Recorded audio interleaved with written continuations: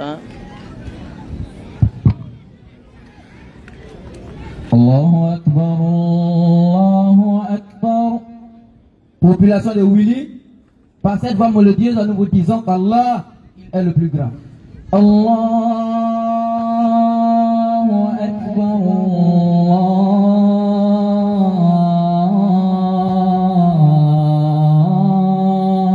Allahu Akbar. Encore une fois, nous réitérons la grandeur absolue de celui-là même qui a créé les cieux et la terre. Nous disons qu'Allah, il est la grandeur absolue.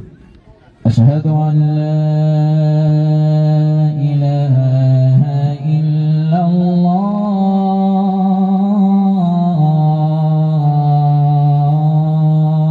Nous attestons qu'il n'y a point de divinité digne d'être adorée sauf Allah. Ashhadu an la ilaha illallah. Encore une fois, nous attestons qu'il n'y a point de divinité digne d'être adorée dans les cieux, sur la terre et sous la terre, sauf Allah Azza wa Jal. Ashhadu anna Muhammadan Rasulullah. Et nous attestons que le messager Muhammad, paix et bénédiction sur lui, a été envoyé à toute l'humanité. Ashhadu anna Muhammadan Rasulullah. Nous attestons que le messager Muhammad, paix et bénédiction sur lui, a été envoyé à toute l'humanité. Hayya ala salat. Après avoir attesté la divinité d'Allah, après avoir attesté la véracité du messager Muhammad, nous vous disons, venez à la salat. Hayya ala salat.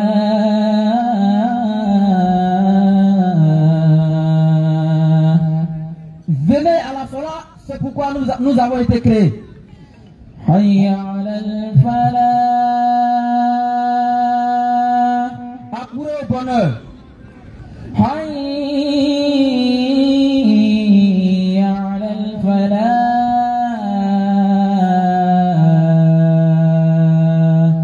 Venez prendre votre part de la félicité après s'être incliné. Allahu Akbar,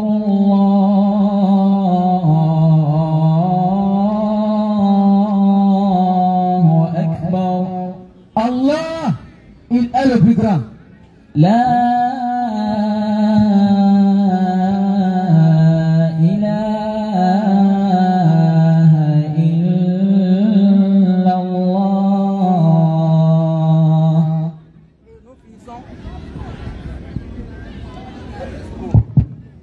Et nous finissons tout en disant qu'il n'y a point de divinité digne d'être adorée dans les cieux et sur la terre et sous la terre, sauf Allah Azza wa Jalla.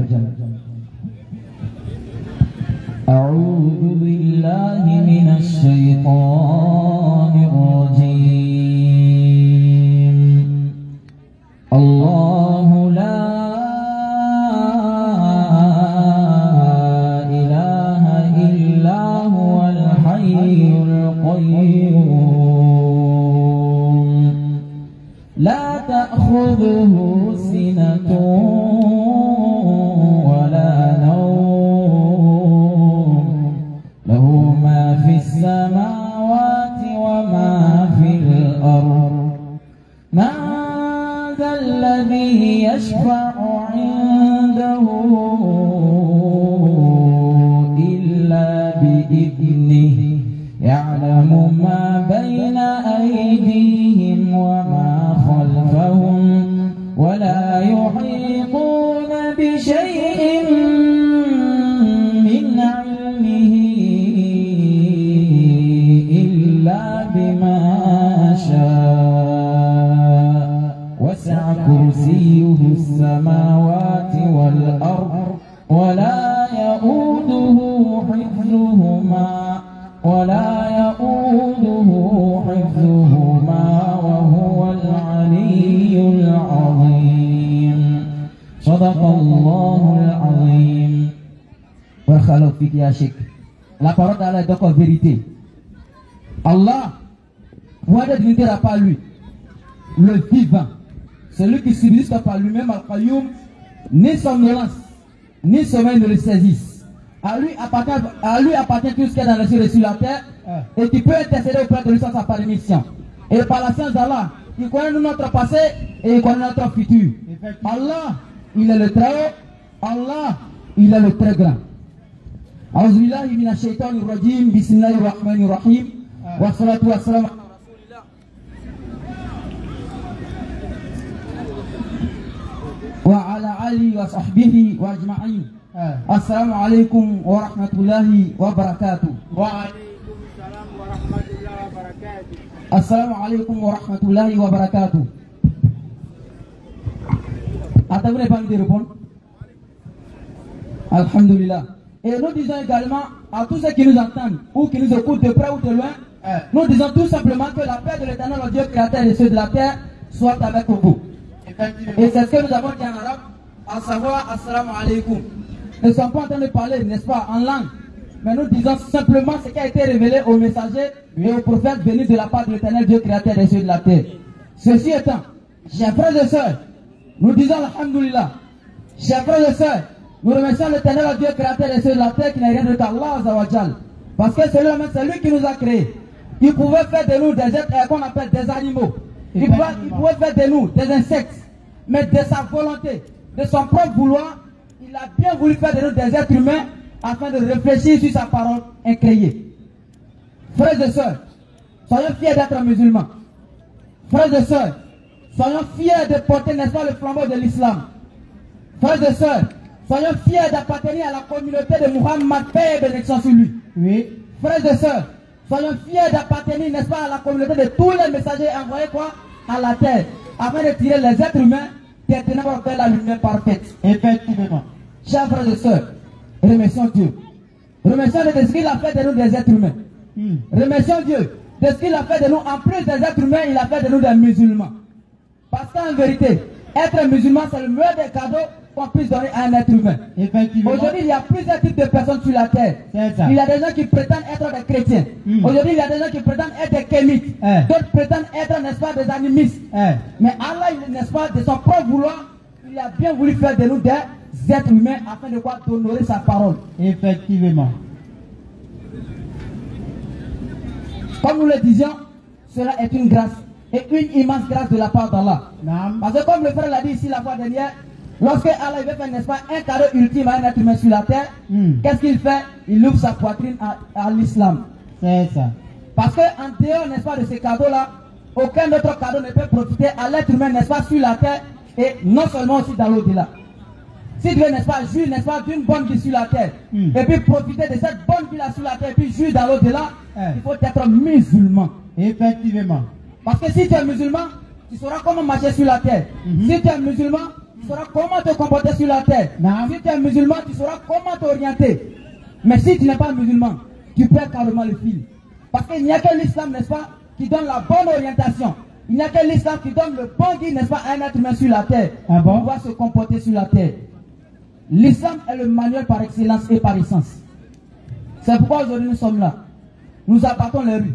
Nous sommes là dans les ruelles, sur le terrain, afin de vous appeler, n'est-ce pas, à cette noble religion-là que des gens ont essayé de galvauder. Chers frères et sœurs, vous avez beaucoup entendu sur l'islam. Frères et sœurs, ils ont tout dit sur l'islam. Ils ont tout dit. Comme quoi l'islam c'est le barbarisme. Comme quoi l'islam c'est le le terrorisme. Ils ont osé. Comme quoi en islam il faut être violent. Comme quoi en islam on n'a pas le droit, n'est-ce pas, à jouir, n'est-ce pas, de sa liberté. On a entendu ça. Ils ont dit, n'est-ce pas, qu'en islam la femme n'a pas le droit, n'est-ce pas, à la liberté. Effectivement. Ils ont dit qu'en islam on égorge nos morts avant de les enterrer. Ils ont tout dit sur l'islam. Mais aujourd'hui, par la grâce d'Allah, des jeunes musulmans se sont levés dans la rue. Ils ne sont pas vieux, ils ne sont pas en boubou. Parce que si nous étions en boubou, ils auraient dit que non, ils ont fini leur vie. Si nous étions en boubou, ils allaient dire que non, ceux-là ils ont fini de faire leur jeunesse. Et maintenant qu'ils ont vieilli, ils veulent venir maintenant donner quoi, faire un témoignage. C'est ça. Ils ne sont pas là pour des témoignages. Effectivement. Nous sommes là pour dire, n'est-ce pas, ce qui a été révélé aux messagers. Et quand je parle de messagers, je ne parle pas seulement de messagers Muhammad, mais je parle de tous les messagers, n'est-ce pas, qui sont venus de la part de l'Éternel Dieu créateur des cieux et de la terre. Tous les vrais prophètes. Parce que l'islam n'a pas commencé avec le messager Muhammad. À toi, musulman qui m'écoute, dire que l'islam, n'est-ce pas, est venu avec le messager Muhammad, c'est une erreur de ta part. Dire que l'islam est venu avec le messager Muhammad, c'est contredire la parole du Coran. Parce que lorsqu'on lit dans la sourate 42, le verset 13, il a dit que nous avons révélé, n'est-ce pas, en matière de religion. C'est que nous avons enjoint à Noé. C'est que nous t'avons révélé toi, Muhammad. C'est que nous avons enjoint, n'est-ce pas, à Abraham, à Moïse et à Jésus. Ne faites donc pas, n'est-ce pas, de division. Et établissez la religion et ne faites pas de division entre vous. C'est ça. C'est pourquoi nous sommes là. Des gens ont dit que la religion est venue pour diviser les gens. On a entendu ça. Ils ont dit que la religion est venue, n'est-ce pas, pour créer la pagaille sur la terre. C'est ce qu'ils disent. Loin de là. Aujourd'hui, nous donnons une nouvelle vision sur la religion. Effectivement. Nous sommes là pour vous appeler et dire qu'avec, n'est-ce pas, cette religion, on peut bien cohabiter sur la terre. Avec la religion, on peut mieux s'entendre sur la terre et puis vivre en harmonie ensemble. On a vu ici la fois dernière le frère Hubert. Ouais. La fois dernière il est venu, on a échangé dans la paix. Effectivement. On a ri ensemble. Et demain, si je vois le frère dans la rue, je vais le saluer. Oh Hubert, ça comme un bonsoir. Lui aussi va me saluer. Qu'est-ce qui a créé? Par les échanges. Qu'est-ce qui a créé cette fraternité-là entre nous et Hubert? Il n'est même pas musulman, c'est un chrétien. Mais si aujourd'hui nous sommes rapprochés, c'est par les échanges interreligieux. C'est ça. Ne voyez pas, n'est-ce pas, en ces échanges-là, des sources de division. Ils nous ont blagué autrefois. Pour dire que non, quand tu es musulman, tu ne parles pas à chrétien. Quand tu es chrétien, tu ne dois pas causer un musulman. Quand tu es musulman, tu ne dois pas causer un athée. Quand tu es athée, tu ne dois pas causer un animiste. Loin de là, frère. Loin de là. Nous sommes tous, n'est-ce pas, venus de la part de Dieu. C'est lui qui nous a créés. Et il nous a mis sur la terre. C'est vrai, aujourd'hui, on peut avoir des divergences religieuses. Effectivement. Mais au-delà de ces divergences, nous sommes tous des frères en Adam. C'est ça. Et au nom de cette base commune-là, nous disons, frères et sœurs, venez, on va échanger. Tu es chrétien, pourquoi est-ce que tu es chrétien? Tu es athée, pourquoi est-ce que tu es athée? Venez nous expliquer. Tu es kémite, pourquoi tu prétends avoir le nom kémite sur toi? Tu es féticheur, pourquoi est-ce que tu es féticheur? Venez, on va échanger. Parce que nous, lorsque nous parcourons, n'est-ce pas, les livres, nulle part dans les livres, nous avons vu que celui qui a créé les cieux et la terre, il a autre nom en dehors d'Allah. Bible sur le tatami. Coran, n'est-ce pas, sur tatami. Tous les livres confondus. Aucun Dieu, créateur des cieux et la terre, n'a eu d'autre nom si ce n'est qu'Allah. Effectivement. Frères et sœurs, on t'a fait comprendre que le messager Muhammad est un arabe et qu'il est venu pour sauver les arabes. Aujourd'hui, les musulmans sont sur le terrain afin de vous apporter la vérité.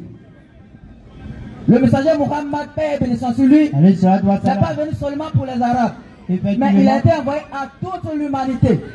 Lorsque tu es sur la terre, et même si tu n'es pas sur la terre, mais tu fais partie, n'est-ce pas, de l'univers, même les cailloux, le messager c'est le prophète Muhammad.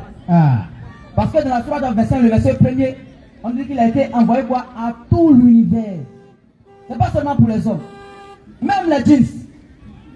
Le messager Muhammad est leur prophète. Donc, aujourd'hui, toi chrétien, toi bouddhiste, toi athée, tu ne crois pas au message du messager Muhammad, sache que tu es dans la perdition. Et quel est le message qu'il a apporté? Il n'a rien dit d'autre que quoi? Qu'il n'y a point de divinité dans les cieux, sur la terre, sous la terre, si ce n'est qu'Allah. C'est lui la seule qui mérite l'adoration.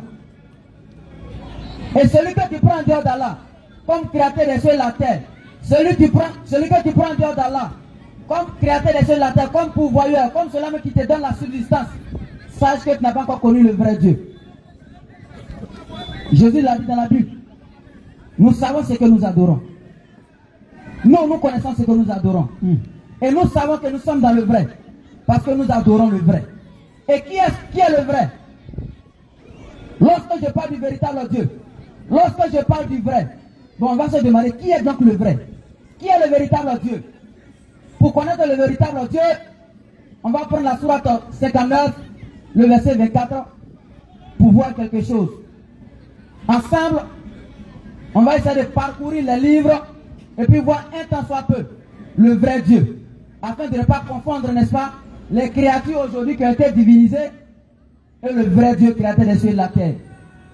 Parce qu'aujourd'hui, beaucoup ont pris, n'est-ce pas, des divinités en dehors d'Allah. Surat 54, verset 24. Surat 59. Surat 59, verset 24. On va commencer à partir du verset 22. Au verset Surat 22. 59, verset 22. Écoutez. C'est lui Allah. Alors, le Coran fait comprendre que celui dont on parle ici, c'est Allah. Nulle divinité d'autre que lui. On dit c'est lui Allah et il n'y a point de divinité digne d'être adorée sauf Allah. On dit c'est Allah qui connaît l'invisible. Et quand on parle de l'invisible, ça veut dire que ce que nous connaissons, ce que nous ne connaissons pas, ce qui est caché des êtres humains, ce qui n'est pas au-delà de notre entendement, ce qui va au-delà, n'est-ce pas, de notre science. On dit c'est Allah qui connaît ça. Et c'est lui aussi qui connaît le visible, ce que nous voyons, n'est-ce pas, dans la nature. C'est lui. C'est lui Allah. Le tout miséricordieux. On dit c'est Allah qui est le tout miséricordieux. Le très miséricordieux. Et quand on parle de tout miséricordieux, on le voit un peu, nous sommes sur la terre.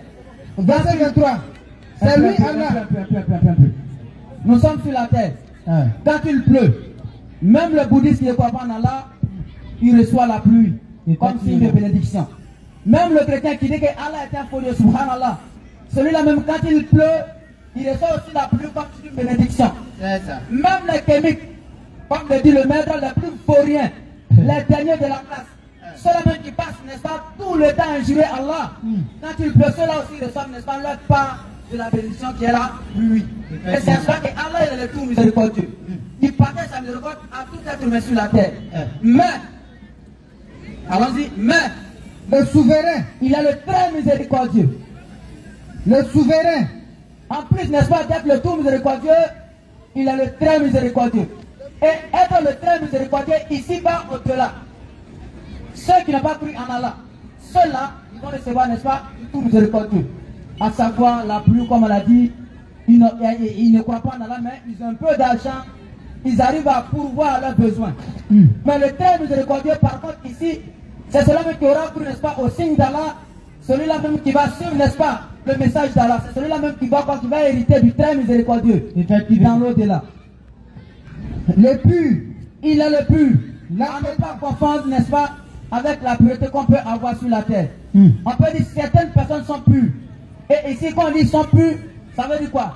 Ils font l'effort de s'éloigner du péché. Ah bon? Ils font l'effort, n'est-ce pas, de faire ce qu'Allah a recommandé. Ils font l'effort de fuir ce qui est mal. Ceux-là, ils sont purs. Ceux-là, on peut dire, entre parenthèses, entre guillemets, saints. Mais ils n'ont pas la pureté d'Allah. Parce que c'est Allah là-même qui a la pureté et il donne la pureté à qui il veut. C'est pourquoi il va dire, n'est-ce pas, dans la Sourate 54, au verset 21, je crois, il dit, ne vantez pas vous-même votre propre piété. Parce que c'est Allah qui sait, celui qui est pur. La présence.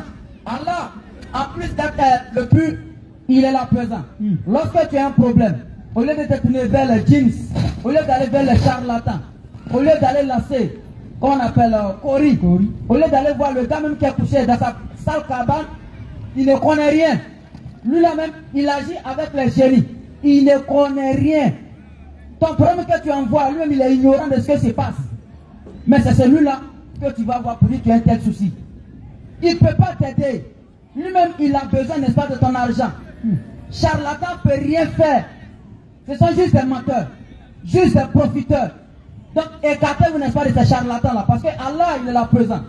Tu as un souci, au lieu d'aller voir une autre personne, faire tes ablutions, va t'arrêter sur ton tapis, faire tes 2 rakas, Allah sera t'apaiser parce qu'il est là présent. Le rassurant. Allah, il est le rassurant. Le prédominant. Le prédominant. Le tout-puissant. Allah, il est le tout-puissant. On va s'arrêter un peu. Quand on dit qu'Allah, il est le tout-puissant, ça n'a rien à voir avec ce qu'on peut voir sur la terre. Parce qu'on a vu, n'est-ce pas, des dirigeants autrefois qui étaient puissants. Effectivement. À l'instar de Pharaon. Pharaon, tellement il était puissant, tellement il avait le pouvoir sur la terre, Pharaon lui-même se disait Dieu. Tellement il avait tout, n'est-ce pas, son pouvoir. Tellement il avait tout, il ne manquait de rien. Lorsque le messager venait à lui, il disait que c'est lui-même qui est le vrai Dieu créateur des cieux et de la terre. Parce qu'il avait tout le pouvoir. Mais Allah dit qu'il est le tout-puissant. Et lorsque Allah dit qu'il est le tout-puissant, imaginez un temps soit peu. Celui qui gouvernait la terre, c'est Allah qui l'a créé. Effectivement. Pharaon qui disait avoir tout, qui disait être Dieu, il est la créature d'Allah. Allah, comment on va comparer, n'est-ce pas, la grandeur bien la puissance de la créature vis-à-vis du Créateur. Allah, il est le tout-puissant. Le contraignant. Allah, il est le contraignant. Allah, il te contraint à ce que tu veux et à ce que tu ne veux pas. Parce que nous, on ne sait pas. Aujourd'hui, quand des gens tombent malades, ils se renfrognent. Quand les gens tombent malades, ils serrent le visage. Quand les gens tombent malades, il y a des paroles même à ne pas dire que ces gens la disent. Effectivement. Pourquoi est-ce que j'ai tel mal? Mais Allah dit, il te contraint. Parce que ce mal-là était bien pour toi. Effectivement. Le messager, sallallahu alayhi wa sallam, il a dit, il dit, aucune épine, n'est-ce pas, n'atteint le croyant sans que par cette épine, Allah lui efface quoi des péchés. Effectivement. Donc lorsque tu es malade, lorsque un mal t'atteint, au lieu de te blâmer, au lieu de t'apitoyer, rends grâce à Allah. C'est lui qui sait pourquoi est-ce que tu as ce mal-là. Le mal n'est pas un mal. Mais en islam, le mal est un bien. Effectivement. L'orgueilleux. Allah, il est l'orgueilleux. Et lorsqu'on parle de l'orgueilleux, des gens s'étonnent. Lorsqu'on dit que Allah, il est l'orgueilleux, des gens se posent, n'est-ce pas, des questions. Comment un Dieu peut être orgueilleux? Lorsqu'on dit Allah, il est l'orgueilleux, chers frères et sœurs, c'est simple à comprendre. Allah, il dit, c'est lui qui a créé les cieux et la terre. Toi-même qui est en train de t'étonner, n'est-ce pas, de l'orgueil d'Allah, c'est Allah qui t'a créé. Effectivement. C'est Allah qui donne, n'est-ce pas, ta subsistance. C'est Allah, 9 mois dans le ventre de ta mère. C'est lui-même qui donne, n'est-ce pas, ta subsistance étant dans le ventre de ta mère. Tu es sorti étant bébé. C'est Allah qui t'a permis, n'est-ce pas, de grandir et de croître en sagesse. Effectivement. Allah, il est orgueilleux.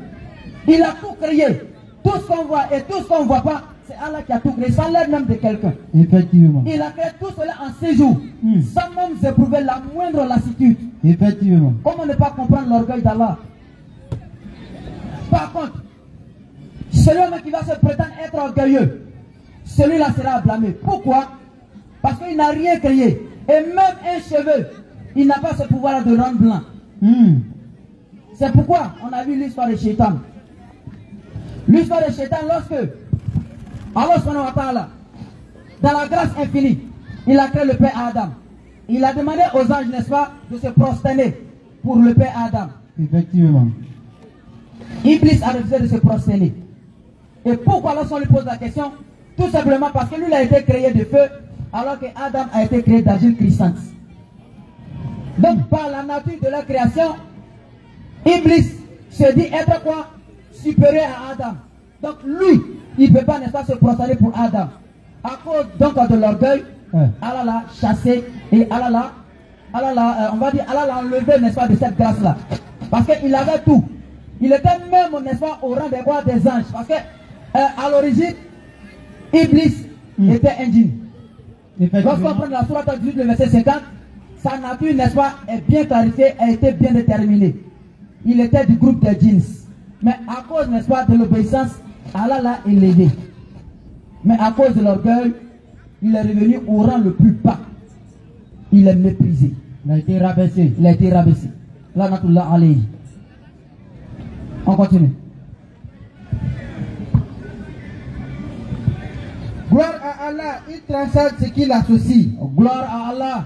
Allah dit il est au-delà, il est au-dessus de tout ce que, n'est-ce pas, vous prenez comme divinité.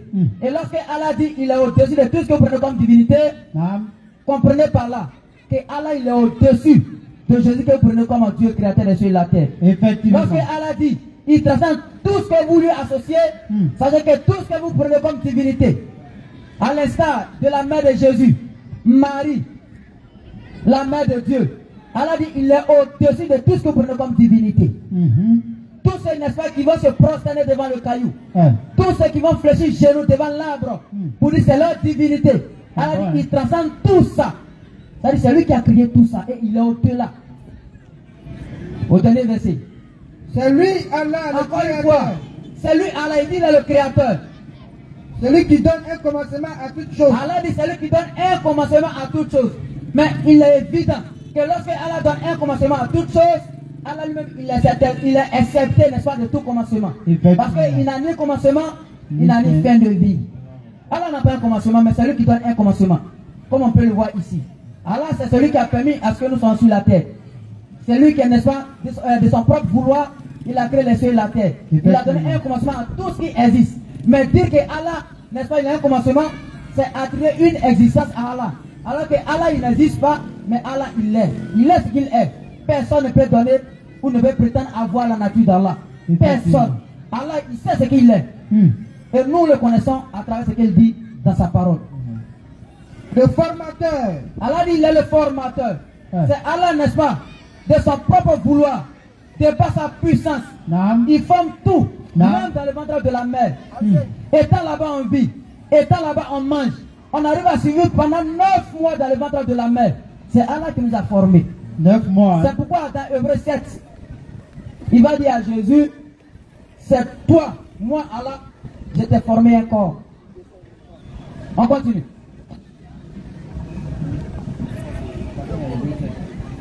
Lequel a eu d'or? Tout ce qui est dans les cieux et la terre le glorifie. On dit tout ce qui est dans les cieux et sur la terre glorifie Allah. Donc, ce que nous voyons dans les cieux, ce que nous ne voyons pas, ce que nous voyons sur la terre, ce que nous ne voyons pas sur la terre, tout, n'est-ce pas, adore Allah, bon gré, mal gré. Tout cela adore Allah. C'est ça. Et c'est lui le puissant, le sage. Et Allah, il finit pour dire quoi? C'est lui qui est le puissant, c'est lui qui est le sage. À lui, le plus beau nom. Donc voici, en quelques mots, voici en quelques phrases, la divinité absolue vous présentée. Voici en quelques versets, nous avons présenté la divinité suprême, celui qui a créé les cieux et la terre. Mais lorsque nous rentrons, n'est-ce pas, dans ces critères, lorsque nous prenons ces versets, est-ce que celui que tu adores, est-ce que celui que tu prétends être Dieu créateur des cieux et la terre, est-ce qu'il arrive à remplir ces conditions-là? Pas du tout. Lorsqu'on se pose, n'est-ce pas, des questions, et lorsqu'on essaie d'analyser, on voit que personne ne peut remplir, n'est-ce pas, les critères qu'on vient de citer, si ce n'est qu'Allah. Effectivement. Lorsqu'on prend le cas de Jésus, paix et bénédiction sur lui. Alayhi salat. Jésus alayhi salam, il est bien béni. Jésus-Christ, eux-mêmes le disent, qu'il a trouvé la mort 3 jours et 3 nuits. Ah, c'est dit. Alors que Allah lui-même il dit que lui ne connaît même pas le sommeil. Il dit qu'il ne connaît même pas la somnolence. Il dit Allah lui appartient l'immortalité, il ne meurt point. Ah bon? Hein? Alors que Jésus a déjà vécu quoi? A déjà goûté à la mort 3 jours et 3 nuits. Comment donc devenir Dieu?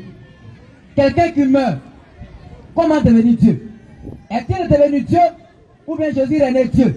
Ou bien il est Dieu? Aujourd'hui on veut savoir. Question. S'il est mort, quand il est mort les 3 jours et 3 nuits, qui donc était Dieu? Question. Lorsque Jésus est mort, l'homme qu'on a accroché à la croix et qu'on était en train de tabasser, était-ce Dieu? Posons-nous de bonnes questions. Celui qu'on a livré, n'est-ce pas, à Ponce Pilate, celui qu'on a attrapé, traîné, n'est-ce pas, par terre. Si on vient dire à quelqu'un, celui qui sont en train de traîner par terre là, c'est Dieu créateur des cieux et de la terre qui est là. Lui-même va crier Subhanallah. Mais les chrétiens acceptent que Jésus soit Dieu. La même Bible dit que Jésus-Christ a été circoncis en français terre à terre. Comment on va dire ça? En tout cas. Bon, ça veut dire en fait. En tout cas. En français terre à terre, Tout le monde a compris. il est comme nous. Dieu, 8e jour, ils ont fait ça. Dieu créateur des cieux et de la terre, en train de marcher sur la terre, en train de manger, en train de causer. Il va même à pleurer dans Jean 11, verset 35. Il a pleuré aussi. Lorsque Lazare est mort, Dieu en train de pleurer. Imagine tant soit peu. Tu vas trouver Dieu, ton Dieu créateur des cieux et de la terre, en train de pleurer la mort de lui-même sa créature. Attends, mais on réfléchit comment? C'est dosé. Dieu qui t'a créé, qui a créé les cieux et la terre, qui a créé les arbres, qui a créé les montagnes, les animaux, les sept, qu'on appelle les sept et les sept ceux qu'on ne voit pas superposés. C'est lui qui a créé tout ça. Et voit Dieu se fondre en larmes en train de pleurer la mort de Lazare. Ah, c'est fort, c'est fort. C'est fort. Chers frères chrétiens, réveillons-nous. Peut-être vous allez le dire. Les musulmans sont en train, n'est-ce pas, de galvauder votre religion. Pas du tout. Peut-être ils sont en train de vous critiquer. Ils sont en train de salir votre religion. Loin de là. Loin de salir votre religion. Loin de blasphémer. Loin de mentir sur votre religion. On veut vous appeler, n'est-ce pas, à l'éveil de la conscience. Effectivement. C'est pourquoi nous sommes là. Nous sommes tous des frères en Adam. Au lieu de rester derrière et puis dire que les enfants sont en train de mentir, viens montrer notre mensonge ici devant les gens. Clair. Viens prendre le micro, on va échanger. C'est pourquoi nous sommes là. On aurait pu rester dans la mosquée pour dire que vous êtes dans le faux. Mais on sort, n'est-ce pas, dans la rue. Parce qu'on n'a pas peur. On n'a pas peur de vous dire la vérité. C'est ça. Parce qu'on sait en qui nous avons cru. Nous le disons encore une fois. Jésus-Christ, fils de Marie, 9 mois dans le ventre de sa mère, était-il le Dieu ou était-il un être humain? Question. Jésus-Christ, fils de Marie, sur la terre, le premier jour de la naissance, en train de pleurer comme nous. On connaît tous les cris du bébé quand il vient premièrement. Était ce Dieu qui était en train de pleurer là? Question, les gars. Posons-nous de bonnes questions. Et quand on va un peu plus loin, dans Matthieu 2, qu'est-ce que Simeon va dire? Simeon prend Dieu dans sa propre main et puis dit, j'ai vu, n'est-ce pas, le salut d'Israël. C'est-à-dire, c'est Dieu créateur des cieux et de la terre.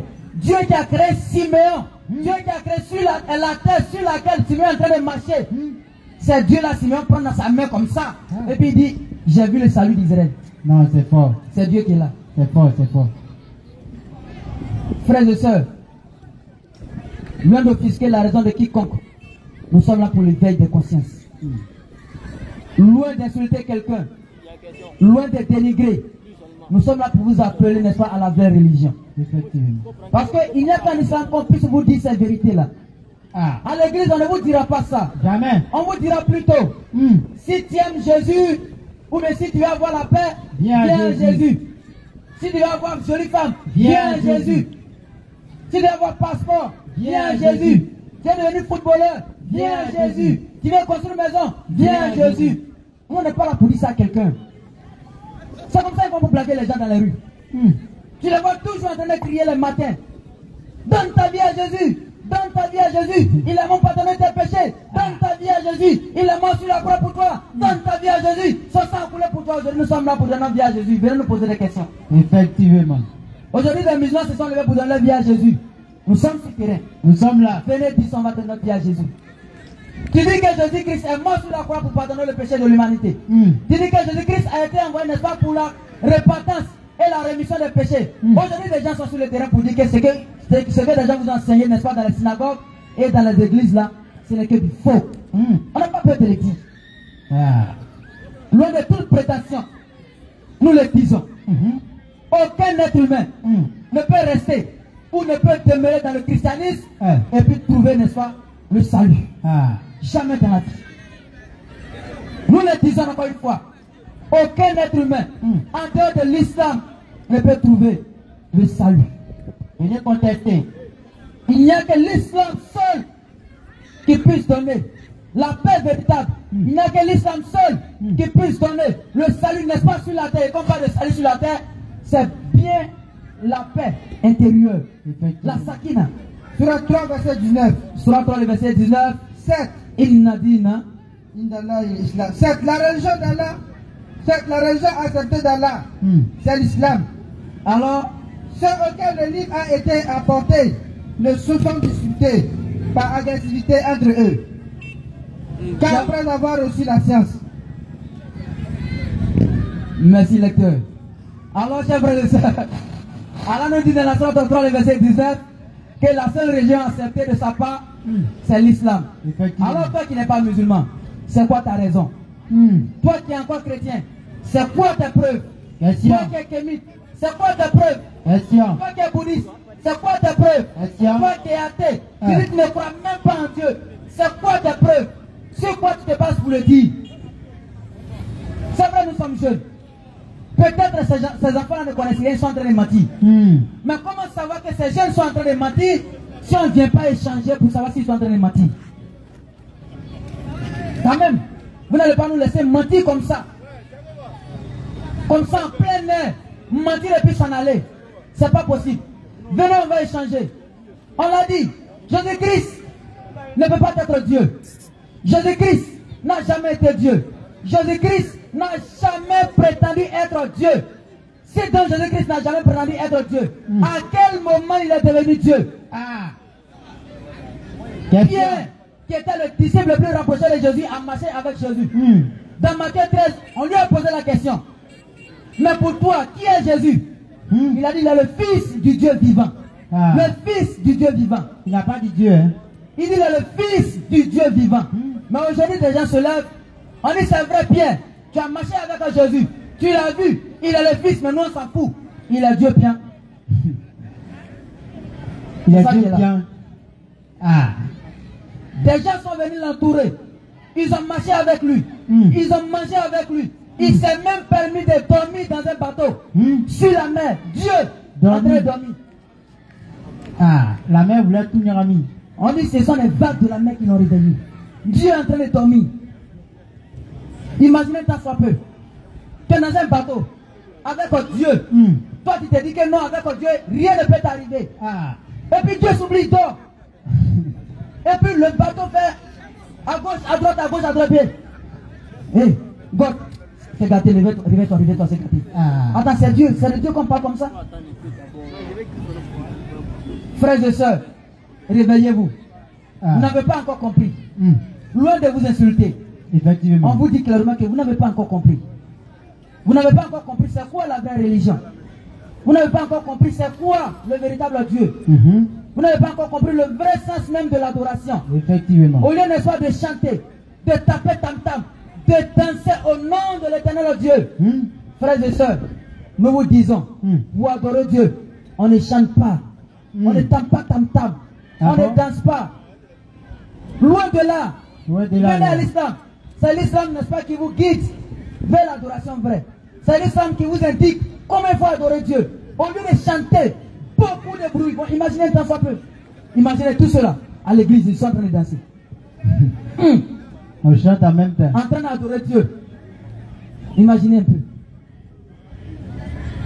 Et des gens s'offusent lorsque le musulman est pris en arabe.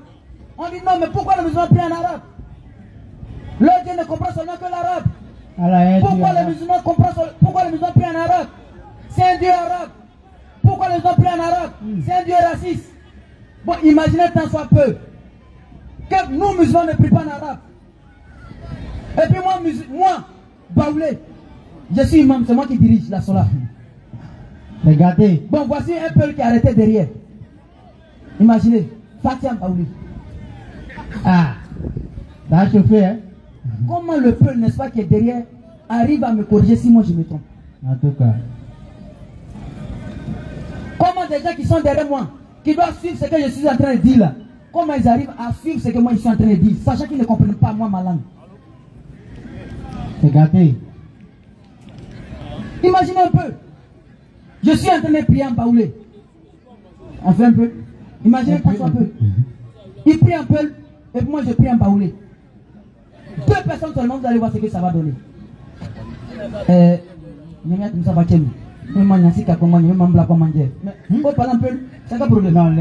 de prier. C'est loup. Bon, imaginez tant soit peu. Un baoulé un peu en train de prier Dieu. Le même Dieu. Parce que quand on dit non, Dieu comprend toutes les langues. Mais imaginez un peu la cacophonie. Imaginez un peu le bruit, le vacarme, le poids. Ça passe pas, les gars. Ça passe pas, les gars. Surat 14, verset 4. Et nous n'avons envoyé des messagers qu'avec la langue de son peuple. Qu'avec la langue de son peuple. Afin de les éclairer. Afin de les éclairer. Allah égare qui il veut. Allah égare qui il veut. Et dit qui il veut. Et dit qui il veut. Et c'est lui le Tout-Puissant, le sage. sage. C'est lui le Tout-Puissant, le sage. Frères et sœurs, voici en quelques mots ce que nous avons pu dire. voici en quelques mots ce que nous, on a eu pour vous. Au lieu de rester, n'est-ce pas, dans les églises, et nous rester, n'est-ce pas, avec notre vérité dans la mosquée, on a préféré sortir et vous dire la vérité. Peut-être ça va vous choquer, mais il est mieux de vous dire la vérité. Il est mieux, n'est-ce pas, de vous choquer avec la vérité que de vous caresser avec le mensonge. Effectivement. C'est ce que les gens font avec vous. Non. Mais ce qui est mieux, c'est que sur la terre ici, là, nous sommes tous des gens qui vont passer. Effectivement. Nous sommes tous des passants. Peut-être tu vas avoir 80, 90, prétend avoir la longévité. Mais 90 n'est rien devant Allah. Parce qu'il a dit 1000 ans ici sur la terre, 1000 ans de ce que nous comptons, fait seulement un seul jour là-bas. Donc tes 90 ans, parce que tu as trop vécu sur la terre, tu n'as rien fait. Imagine un peu, Pharaon, combien il a vécu? Combien de temps? Qarun, combien de temps il a vécu? Quelle richesse Qarun n'avait pas? Quel argent Qarun n'avait pas? Toi, tu peux avoir l'argent de Qarun? Donc si c'est richesse, si c'est ça qui est ton argument pour ne pas adorer le vrai Dieu, sache que tu t'es fourvoyé. Effectivement. Et comme on le dit, lorsque le maître est là, aucun disciple n'a la parole. Lorsque la tête est là, le corps ne porte pas de chapeau. Qui est tête, qui est corps? Et c'est sur ces paroles que je vais laisser la parole à mon maître. Maître. Marhaban. بسم الله الذي لا يضر مع اسمه شيء في الأرض ولا في السماء وهو السميع العليم. آمين. سبحانك لا علم لنا إلا ما علمتنا إنك أنت العليم الحكيم. آمين. رب زدنا علما يا كريم. آمين. رب اشرح لي صدري ويسر لي أمري واحلل عقدة من لساني يفقهوا قولي. آمين. السلام عليكم ورحمة الله وبركاته. وعليكم السلام ورحمة الله وبركاته. Bonsoir à ceux qui ne sont pas musulmans mais qui se reconnaissent dans cette salutation. Mon jeune frère Al-Baouli, il est de la tribu des Baoulés, il a tout dit et bien dit. On ne va pas trop tirer. Je pense que le frère est déjà là. S'il est prêt, il va rentrer pour qu'on puisse entamer l'échange. Et retenez une chose, l'islam est la seule voie du salut pour l'humanité. Que tu sois kémite, que tu sois féticheur, écoutez, que tu sois un soi-disant panafricain qui appelle au retour aux ancêtres ou au retour aux sources. Écoutez, parce que si tu meurs, tu vas en enfer. Kalas. Parce qu'aucun ancêtre ne saurait t'octroyer un bonheur qui n'a pas pu s'octroyer à lui-même. Parole de vérité. Ton ancêtre, il était là balayant sur la terre. Il est décédé des années après, toi tu viens verser l'autre, tu dis tu attends l'appeler à venir t'aider. Quelle absurdité. Quelle bêteté. C'est-à-dire que quelle bassesse humaine. Bon, il est arrivé, hein. Ah oui. Ah. Il faut dire les choses comme elles sont. Alors. Et de l'autre côté, il y a nos frères qui ont pris Jésus-Christ pour Dieu. Ah. En réalité, Jésus-Christ lui-même sur la terre, il dépendait des gens. Il dépendait de sa mère. Quand il était bébé, il était dans le ventre de sa mère. Si sa maman ne mangeait pas, il n'allait pas survivre.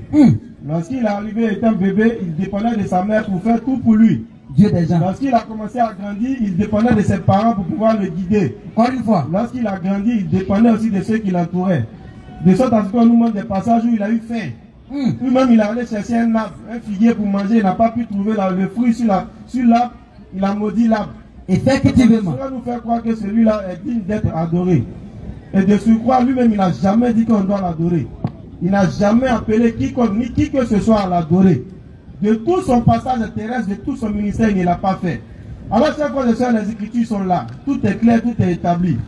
La seule religion qui appelle à l'adoration d'un Dieu unique, la seule religion qui rend à l'homme toute sa nature propre, c'est-à-dire le vicaire sur la terre. Celui qui ne doit pas se rabaisser devant quiconque ou devant une toute autre créature.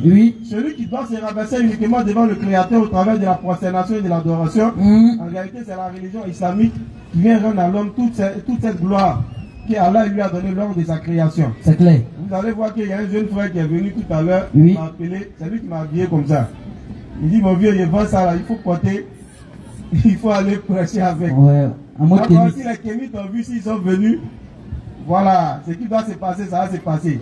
Pour qu'ils puissent comprendre, chers frères et sœurs, que l'islam n'est pas contre tous ces accoutrements là. C'est clair.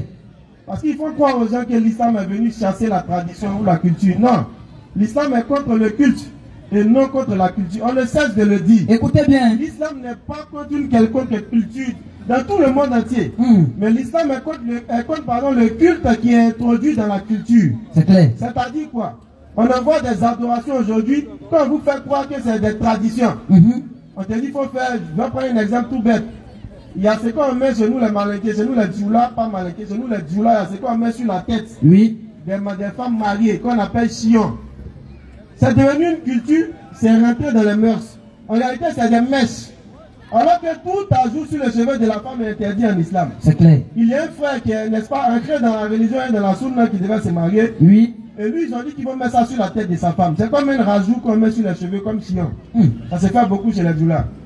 On met ça sur la tête de la femme. Mais quel est l'objectif de ce truc-là? La dame, elle porte le voile. Elle n'a jamais mis mèche sur sa tête. C'est le jour où elle va se marier. Le mariage était une adoration, c'est ce jour-là où on va mettre mèche sur sa tête. Subhanallah. Regardez-moi les trucs comme ça. Elle ne met pas mèche tous les jours de sa vie. Elle a toujours porté le voile. Mais le jour où elle doit se marier, elle doit enlever son voile, il va mettre mèche sur sa tête. C'est pourquoi? Question. Ça, c'est le culte dans la culture. S'il n'y a pas un culte derrière, acceptez que son choix soit de ne pas de mettre ça. Parce que la culture peut pas être obligatoire sur l'homme. Ce qui est obligatoire, c'est le culte. Donc quand on rend la chose obligatoire, on rentre maintenant dans le culte. Donc automatiquement, lui dit, bon d'accord, j'ai tout dit. J'ai apporté les preuves islamiques qu'il faut. Vous refusez d'entendre. Si vous mettez ça sur tête des femmes là, prenez ça pour aller. Moi, je ne marie pas. C'est tout. C'est pas fini. C'est fini. À mesure due, ou bien à situation difficile, mesure difficile. C'est clair. Donc il a tapé Dieu, ils ont compris que non, ils ne doivent pas le faire. Donc ça, c'est des cultes. C'est des trucs qui sont là depuis des années. Les gens même ne savent même plus pourquoi c'est là. Pourquoi c'est lui de se marier même mettre sur sa tête. Mais l'islam est contre ce genre de choses parce que ça va à l'encontre de l'islam. Mais tout ce qui est autre chose, mettre la femme en maison 3 jours, tout ce qui est, n'est-ce pas, Congoli, tout ça là, l'islam n'a jamais dit qu'il y a problème. Parce que ça ne va pas à l'encontre, n'est-ce pas, du culte de l'islam. Ce ne sont pas des cultes qui sont introduits dans la tradition. Donc c'est ce qu'il faut faire comprendre à ces personnes-là. Écoutez. Qui font des propagandes, qui essaient de salir le nom de l'islam, oui, en faisant croire que l'islam est venu bannir nos traditions. C'est faux. Les traditions que l'islam est venu bannir, c'est le fait de dire que Peul forgeron, ou bien c'est le faux forgeron ne marie pas Peul. De sorte à contraindre les jeunes aujourd'hui à rester dans la fornication, à rester dans les relations hors mariage, des relations, n'est-ce pas, de concubinage, parce que les parents refusent de les laisser se marier, soit disant que lui il est Sénoufo, lui il est Peul ou elle est Peul. Je l'ai dit avant-hier dans notre rappel, il y a des jeunes qui sont venus nous voir en 2017-18 là-bas. Écoutez, hein. Qui sont ensemble depuis des années. Les parents refusent qu'ils se marient, soit disant parce que l'homme est Peul, la femme est et l'homme est Sénoufo, pardon, la femme est Peul. Donc ils vivent ensemble. Ça, c'est pas un problème pour les parents. Mais quand ils veulent se marier, il y a un problème. On dit, on ne veut pas que vous vous mariez. Donc ils vivent en concubinage. Parce que les parents refusent de célébrer le mariage. Donc toute fornication qu'ils commettent, vous pensez que ça sera inaperçu, ça ne sera pas dans le compte des parents? Forcément, les parents auront leur part là-dedans, leur part de péché. Tout ce qu'ils vont commettre comme péché, les parents auront leur part de péché. Mais c'est ces cultes qui sont rentrés dans la tradition que l'islam combat. L'islam dit, Inna akramakum minallahi atqakum. Personne n'est assez noble pour épouser une autre personne, sauf celui qui est pieux. C'est clair. Le fornicateur n'épousera qu'une fornicatrice sur une associatrice. Ça, c'est établi. Mais en dehors de ça, là, tu es Sénoufo, tu es Pelo, tu es Djoulao, tu es Gouro, tu es Bété, tu es Baoulé. Une fois que le premier critère qui est la croyance est établi, il n'y a aucun problème, vous pouvez vous marier. Et c'est ce que l'islam est venu, n'est-ce pas, combattre, bannir. L'islam n'est pas venu combattre un culte.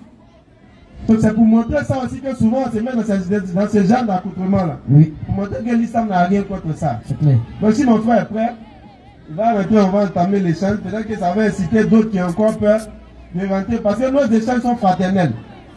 C'est que ça peut être un peu houleux. Ouais, c'est Hubert. C'est le chrétien maison. Ouais, c'est le chrétien maison de Williamville. Voilà. Il va devenir musulman un jour. Et nous allons passer à la série des questions. Et nous allons faire à M. Hubert sa première question. Bonsoir, bonsoir. Bonsoir mon frère. Ok, merci. Amen. Jésus-Christ est Seigneur. Amen. Hein? Il dit Amen. Jésus-Christ est Seigneur. Amen. Ouais, il est Seigneur. Voilà. On est d'accord qu'il est Seigneur, mais il n'est pas Dieu. Ok. Bon, merci Seigneur. Ok. Tu es Seigneur. Ok. Donc, on va venir au sujet pour lequel je suis aujourd'hui. Allons-y. Voilà, la dernière fois, le point qui a été développé, on est tombé d'accord. Pour moi, il va l'essentiel. Donc, aujourd'hui, nous sommes venus parler de la Trinité. Voilà, de la Trinité. Est-ce que la Trinité signifie qu'il y a 3 dieux? Voilà, voici la question qui est là. Est-ce que la Trinité signifie qu'il y a 3 dieux? Donc, je vous pose la question. Je vous pose la question. Bon, si on parle de la définition étymologique de Trinité, effectivement, Trinité signifie trois dieux. Donc, pour vous, Trinité signifie trois dieux. Il dit bien définition étymologique. Maintenant, si tu veux nous montrer une autre Trinité, on va, d'accord, je t'explique. Il y a deux grands types de Trinité dans le christianisme. Il y a deux grands types de Trinité. La Trinité des catholiques. Ça, c'est l'église mère. C'est eux qui ont apporté la Trinité que tout le monde connaît aujourd'hui. Maintenant, les autres sont venus, ils ont enlevé, ils ont créé pour eux. Et cette Trinité-là consiste en quoi? Il y a le Père qui est Dieu, le Fils qui est Jésus, et le Saint-Esprit qui est l'Esprit de Dieu. Selon la Trinité des catholiques. Maintenant, il y a l'autre Trinité, je ne sais pas si on doit dire la Trinité des protestants, mais l'autre Trinité qui est venue, on va dire la Trinité Sabiliani, si on peut dire ça comme ça. Mais selon cette Trinité-là, c'est une même personne, mais qui a trois fonctions. Quand il est en haut, il est Père. Quand il est en bas, il est Fils. Et quand il descend sous forme de colombe et autres sur l'esprit, il devient Saint-Esprit. Mais en même temps, il y a un problème. Quand il est en haut, il est Père. D'accord? Mais quand il est en haut, il est Fils. À ce moment-là, qui est en haut? Quand il est en bas, il est Fils. Mais qui est en haut à ce moment-là? Donc, il y a un problème. Voilà, je termine. Donc, les deux trinités, même déjà, sont des doctrines venant du diable et non de Dieu. Parce qu'aucun prophète n'a enseigné une quelconque trinité. Aucun. Donc, pour vous, c'est quoi la Trinité? Est-ce que la Trinité veut dire qu'il y a trois dieux? C'est ça que commenter. Il ne peut pas avoir une Trinité. Bon, ok. J'ai dit, la Trinité selon le christianisme, c'est les deux grands types que j'ai donnés là. Mais il n'y a pas une Trinité selon nous. C'est nous là. C'est un Dieu. Ah, merci. Donc, ici, d'accord, il y a un seul Dieu. Maintenant, qu'est-ce que signifie la Trinité? La Trinité, c'est une idéologie chrétienne. Et vous le comprenez. C'est une idéologie chrétienne pour unifier la foi chrétienne, qui se repose sur trois aspects. Il y a le Père qui est Dieu, il y a le Fils qui est celui qui l'a envoyé, qu'on appelle Jésus-Christ, et il y a l'Esprit de Dieu qui s'incarne aux croyants, à ceux qui croient en Jésus-Christ. Donc l'Esprit de Dieu là s'incarne à eux. Donc le Père et le Fils et les croyants deviennent un. Dans la foi. Voilà, c'est pourquoi le Christ dit dans Jean 3, verset 35 à 36, il dit le Père aime le Fils. Et celui qui croit au Fils a la vie avec Dieu pour toujours. Vous avez vu? Donc, vas-y. Ok, donc c'est pourquoi il dit que la Trinité c'est une idéologie chrétienne pour unifier la foi chrétienne. Ok, il y a un petit exemple, c'est un peu politique, mais vous allez comprendre. C'est comme on dit, l'ivoirité. Vous avez vu, c'est une idéologie pour unifier tous les 60 ethnies de la Côte d'Ivoire à devenir un. Un président, une constitution et un peuple. Donc en cela, nous devenons un. Donc c'est une idéologie. Voilà, donc ce n'est pas dire qu'il y a trois dieux. Donc c'est une idéologie qui nous unit en Dieu à travers Jésus-Christ. Voilà, donc c'est ce que je voulais souligner avant de lui. Ça c'est toi qui le dis ou bien c'est la doctrine chrétienne? Après mes recherches. Voilà, ça c'est toi qui le dis. Mais vous êtes tes recherches. Excuse-moi. Moi, comprenez-moi bien, moi je ne suis pas un religieux. Je t'ai dit tout à l'heure que quand tu dis tu n'es pas religieux, il y a problème. Je viens. Merci. J'ai dit je ne suis pas un religieux. Mais quand tu fréquentes une assemblée, on vous confond tout comme des religieux. Je suis chrétien, ça fait de moi un religieux. Vous avez vu. Mais moi, je suis l'idéologie de la foi chrétienne. C'est-à-dire quand il marche chez toi, où tu m'amènes? C'est ça, moi, ma doctrine. Voilà, je vais à l'église, je suis chrétien parce que je crois en Jésus-Christ et j'accepte Jésus-Christ. Maintenant, je le suis là où il m'amène. Donc, là, il est dans la même gamme. Moi, c'est comme ça que je vois la chose au fait. Donc, quand il dit je ne suis pas religieux, dans ce sens-là, je dis je ne suis pas religieux. Les rites et les rituels, pour moi, ce n'est pas l'ordre du jour. Pour moi, c'est l'essentiel. Où tu m'envoies? Parce que moi, avant d'être chrétien, ce n'est pas un témoignage, mais c'est une vie. Voilà. Avant d'être chrétien, il y avait une vie. Il y avait une vie antérieure. Aujourd'hui, je me suis ressaisi, donc je suis devenu chrétien. Donc, quand je suis chrétien, en tant que chrétien, où je vais? Parce qu'il a dit que nous sommes en quête du salut. C'est ça. C'est ça qui fait de toi un musulman, et toi qui fait de moi un chrétien. C'est pas en quête de quelque chose. Et c'est quelque chose là qui nous lie à une croyance. Il y en a qui sont bouddhistes, il y en a qui sont francs-maçons, il y en a qui sont ce qu'ils sont. Mais l'essentiel, où vas-tu après la mort? C'est ça l'essentiel. Justement. Voilà. Donc moi c'est cette question-là, j'ai formulé à travers l'idéologie. Parce qu'il y a l'idéologie, et puis il y a l'idéologie de la foi chrétienne, et puis il y a l'idolâtrie. Donc l'idéologie est différente de l'idolâtrie. C'est pourquoi Jésus il dit, la pierre sur laquelle est écrite la parole, cette pierre-là, elle est morte. Mais la parole elle-même, elle est vivante. Donc ce qui est vivant ne doit pas être vénéré par les esprits irréfléchis. Vous l'avez vu, c'est ce qu'il dit. Maintenant, dans mes recherches, il dit, le sens que nous donnons à ce que nous faisons, c'est ce qui donne vie à nos aspirations. Donc quand tu fais quelque chose, il faut savoir pourquoi tu le fais et où tu vas. C'est-à-dire, en d'autres termes, Ouais. Tu es en train de créer ton christianisme. Bon, ça peut être ça. Ah, voilà. Donc ça, c'est le problème. Ce qu'on appelle en islam l'innovation, c'est un peu ça. C'est ça pour le problème de l'innovation. Et puis souvent, certains savants combattent l'innovation. Pas certains savants même. L'innovation est à combattre. Tu sais pourquoi? Parce que l'innovation n'est pas contrôlée ni contrôlable. C'est ça le problème de l'innovation. Quand on parle d'innovation, c'est ce qui n'a pas de règles. C'est ce qui a été apporté après le passage des prophètes. Alors que ceux qui sont censés établir l'ordre selon la religion, c'est bien et belle les prophètes. Quand le prophète il vient là, lui il est en contact direct avec le divin. Le divin révèle, il donne aux gens. Le divin révèle, il donne aux gens. Mais en dehors de ce que le prophète lui-même il fait là, ce que les autres vont apporter, c'est ça qu'on appelle l'innovation. Pourquoi il y a problème?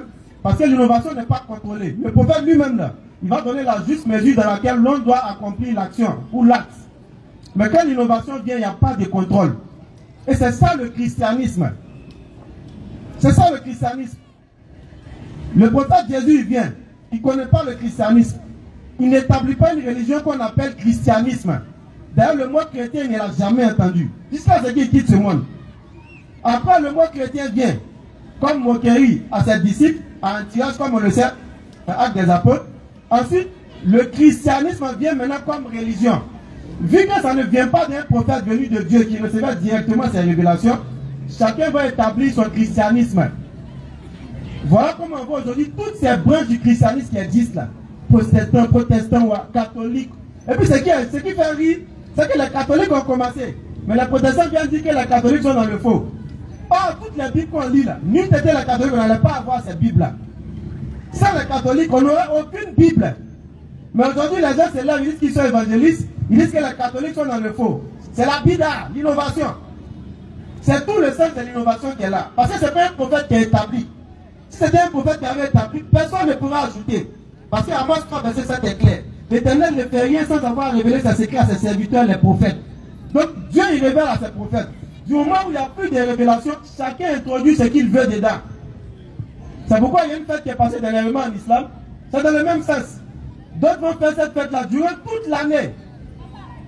Le jour était là, d'autres ont fait ce jour-là. Ok. Il y en a là pour eux, ça sera jusqu'à avant Ramadan. Il y a son giga, il y a son méga, il y a son méga giga. Tout. Chacun va établir pour lui parce que ce n'est pas quelque chose qui a été établi par le prophète. C'est comme ça que chacun envoie pour lui. D'autres vont souffler gâteau, d'autres vont donner couche, d'autres vont lancer feu d'artifice, d'autres vont péter son ballon alcoolisé. C'est ça l'innovation. Ce n'est pas contrôlé. Chacun fait ce qu'il veut. Chacun. Est-ce qu'en Ramadan, on peut faire ça? Parce que c'est établi. Vous partez à la prière, vous venez, vous tuez vos moutons, vous mangez. Khalas. C'est la même chose avec l'islam. Religion établie par des prophètes, les prophètes donnent ce qu'il y a à faire. Mais le christianisme vient après. Sans un prophète.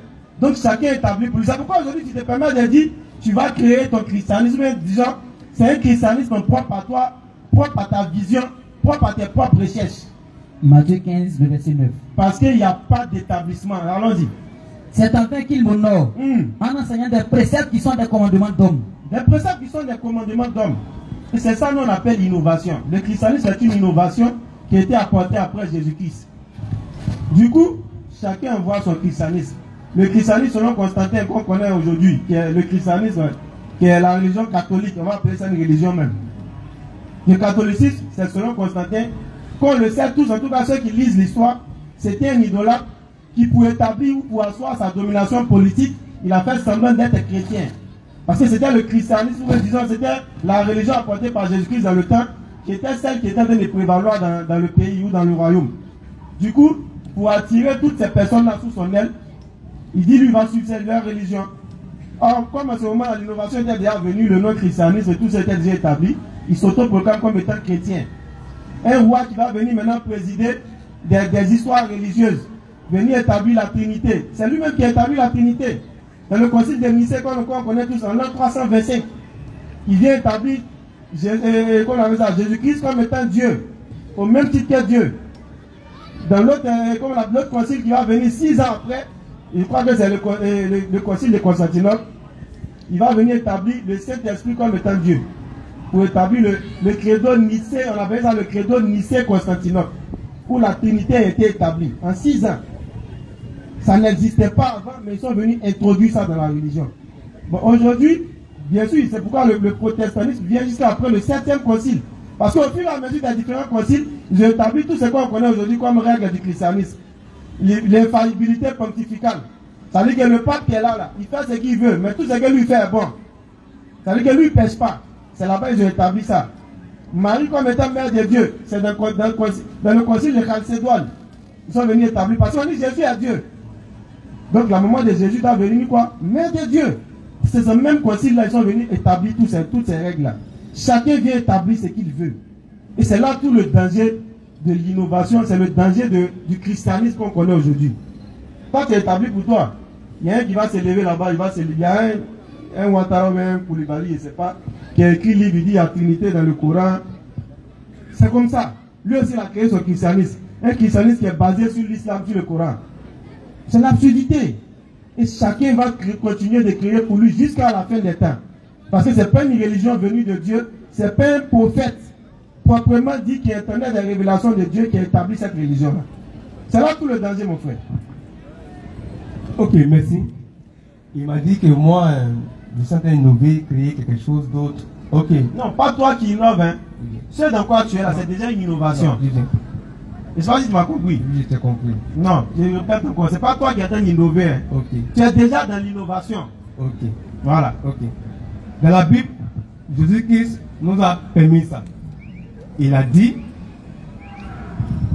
celui qui veut être grand parmi vous doit vous servir. Donc vous voyez, il dit, celui qui veut être grand parmi vous doit vous servir. Ce qui veut dire quoi? Aujourd'hui, l'église est un peu éparpillée dans le monde entier. Et chacun crée son mouvement, comme il m'a fait comprendre tout à l'heure. Je suis d'accord avec. Maintenant, pour unifier l'église, il faut quelqu'un se donne, il faut quelqu'un pour apporter l'esprit de uniformiser l'église, afin que tout soit un, qui est une église mère qui coordonne tous les autres dominations chrétiennes. Vous avez vu? Donc quand je dis que dans la Bible, Jésus qui nous a permis ça, c'est parce que il est venu se donner lui-même un sacrifice pour nous rendre libres. Et donc c'est en cela que nous sommes attachés à lui. C'est pourquoi toute notre vie se repose sur lui. Parce qu'il dit, le Père aime le Fils. Dans Jean 3, le Père aime le Fils, oui, et il a tout mis dans sa main. Donc celui qui croit au Fils a la vie avec Dieu toujours. Donc à ce sens-là, je dis ce que je suis en train de dire. Donc pour que l'Église soit unifiée, il faut un chrétien parmi nous pour mener ce combat d'unification de la foi chrétienne. On soit un dans le même esprit. Et cela est possible. Ah, ça c'est un autre débat. Tu es sûr que cela est possible? Oui, cela est possible. L'unification du oui, cela est possible. Comment? Je crois. Comment c'est possible? Non, toi aussi. Parce que selon l'évangélisme, le catholique ne va pas au paradis. Est-ce que tu disais ça? Il est bien. Le catholicisme, c'est une idéologie romaine pour faire asseoir les pouvoirs de domination. Pourtant, c'est le catholicisme qui t'a envoyé ta Bible. Termine. Le catholicisme, c'est une idéologie romaine pour faire asseoir les dominations romaines. Parce que Rome avait commencé à perdre du pouvoir. Donc, pour pouvoir exister, il fallait maintenir ce qui permettait au peuple, à cette époque-là, de vivre. Donc, il fallait maintenir ça. C'est quoi? Constantin a fait asseoir le concile de Rome pour permettre à ceux qui étaient avec lui de faire sortir ce qu'on appelle la Bible aujourd'hui. Parce que la Bible, quand on dit la Bible, c'est l'ensemble de plusieurs livres. C'est l'ensemble de plusieurs livres unifiés qui donnent la Bible. Donc ceux qui étaient en désaccord avec Constantin, beaucoup ont été tués. Donc ceux qui étaient en désaccord avec Constantin, beaucoup ont été tués. Voilà, donc c'est comme ça. Donc c'est pour dire que le catholicisme c'est une idéologie romaine pour faire asseoir politique. Je te prends au mot. Ok. Donc c'est grâce au catholicisme que tu as ta Bible. Bien sûr. Ok, tu vois comment c'est absurde. Ceux grâce à qui tu as un livre, tu dis que ceux-là, ils sont dans le faux. Je peux te répondre? Oui, bien sûr. Ok, dans le livre de ces gens, Jésus-Christ a dit, ceux-ci vont attraper le Fils de l'homme et ils vont le livrer à ceux qui ne connaissent pas Dieu. Vous connaissez les versets, non? À ceux qui ne connaissent pas Dieu. Et ceux-ci vont le condamner à mort. Et le troisième jour, le Fils de l'homme serait ressuscité. C'est la Marc, non, je pense que c'est la Marc. Dans le livre de Marc, je pense bien. Voilà. Donc, ceux-ci, il dit quoi? Les Juifs, là il parle des Juifs. Les Juifs vont attraper le Fils de l'homme et ils vont le donner à Rome. Donc déjà le Christ ici, il nous fait comprendre déjà que les Romains même, ils ne connaissent pas Dieu. C'est pas moi qui le dis. Attends. Il a dit Bible que tu utilises aujourd'hui là. Qui a envoyé? C'est ça qu'il te dit là. Alors simplement. Bible là, c'est les Romains qui ont fait. D'accord. Tu es en train de nous dire que ceux qui t'ont envoyé la Bible sont aujourd'hui dans le faux. Si je comprends bien. D'accord, une question. C'est une question, hein? Non, bien, non. Laisse-moi venir. Laisse-moi venir. Je dis bien. Au fait, faut venir, bien. Voilà. Je dis bien. On peut faire asseoir quelque chose, mais ne pas être le propriétaire de ces choses-là. La Bible vient des Juifs. Maintenant, les Romains. La Bible vient de quel Juif? Des apôtres de Jésus-Christ. Quel apôtre? Bible. Oui, non, ça lui prend la mot comme ils sont en Bible. Non, excuse-moi. D'accord. Les trucs, la parole de Dieu. La parole voilà, de Dieu. tu dis la parole de Dieu vient à la Bible. Merci. Pas moi, non, il vient. La parole de Dieu vient des Juifs. C'est les Juifs qui avaient les livres dans les mains. Voilà, ils avaient quel livre? Non, ils avaient les différents brochettes. Non, c'est pas la Bible. Non, c'est pas la Bible. Mais attends, tu utilises quoi aujourd'hui? Non, je viens, laisse-moi. Je viens. Tu utilises quoi aujourd'hui? J'utilise la Bible, laisse-moi. Ça vient de qui? Ça vient des Romains. Maintenant, les Romains sont dans le faux. Réponds. C'est un peu compliqué. Non, tu me laisses terminer. D'accord. Non, j'ai dit. On va aller doucement. Écoute doucement. Donc, selon ta conception, les Romains ont instrumentalisé le catholicisme pour faire base du christianisme. Et plus tard, vous vous êtes rendu compte que les gens étaient en train de vous manipuler. N'est-ce pas? La raison pour laquelle vous avez protesté, c'est ça? D'accord. C'est en quelle année que vous avez apparu? Les protestants. Ceux qui se sont rendus compte que les catholiques étaient des dupeurs. C'est en quelle année qu'ils se sont rendus compte de cela et ils ont appelé à s'asseoir pour en parler? Après, je n'ai pas la date. Au 16e siècle. Il n'y a même pas longtemps. Écoute bien. Donc il y a eu 1600 ans. Pendant ces 1600 ans, c'était les Romains et les catholiques qui étaient en train de faire propager le christianisme dans le monde. Avec leur doctrine, leur conception de la religion. Pendant 1600 ans. Et c'est après ces 1600 ans que vous, qui n'avez pas de base, vous vous êtes rendu compte que pendant ces 1600 ans-là, ceux-là étaient en train de mentir. Et quand vous vous rendez compte qu'ils mentent, vous ne fabriquez pas de nouveaux livres, vous ne partez pas chercher les papyrus ou les parchemins pour voir quelles étaient les écritures initiales. Vous prenez la Torah, qui est la Bible catholique, vous relisez, et vous voyez ce qui vous plaît, vous prenez et vous laissez ce qui ne vous plaît pas. Et vous fondez votre religion avec ça. Et vous pensez être dans la vérité que ceux-là. Inscrivez-vous pour la question. Est-ce que tu comprends? Écoute, toi, tu apparais 1600 ans après. Et quand tu apparais, tu n'as pas de livre. Celui qui t'a permis de connaître Christ, ce sont les Romains. Et celui qui était à la tête, tu sais c'est qui? Martin Luther, c'est un Américain, tu sais ça, non? Tu sais ça? C'est un Américain, ok. C'est lui qui va venir, toi, te faire savoir que les Juifs ou les Romains étaient dans le faux. Et que lui, il s'est rendu compte que ceux-là étaient des menteurs, d'où vous allez protester contre eux. Vous allez faire votre Bible. Vous avez enlevé des livres dedans. Vous avez pris des livres. Vous vous êtes opposé à eux. Et vous pensez être dans la vérité. Et tu vois, c'est ça le problème. Et c'est ce qu'il a dit. Quand tu parlais, il a dit, tu veux créer ou bien tu veux innover une branche chrétienne. Tu as dit oui. Parce que tu t'es rendu compte qu'en réalité, même ceux qui ont protesté n'ont pas encore connu la vérité. Et que c'est toi qui connais la vérité. Ou bien, est-ce que tu ne t'es pas rendu compte qu'aujourd'hui, les chrétiens qui se disent être évangéliques même sont souvent dans le faux? Inscrivez-vous pour la question. Hein? Ou bien, tu ne t'es pas rendu compte de ça? Je te pose une question. Il dit qu'il ne veut pas faire des questions réponsives. Est-ce que tu ne t'es pas rendu compte qu'aujourd'hui, certaines conceptions chrétiennes qui ne sont pas d'origine catholique sont dans le faux? Je mets une base simple. Vas-y. Selon la Bible, Jésus-Christ a donné un mot d'ordre à tous les chrétiens.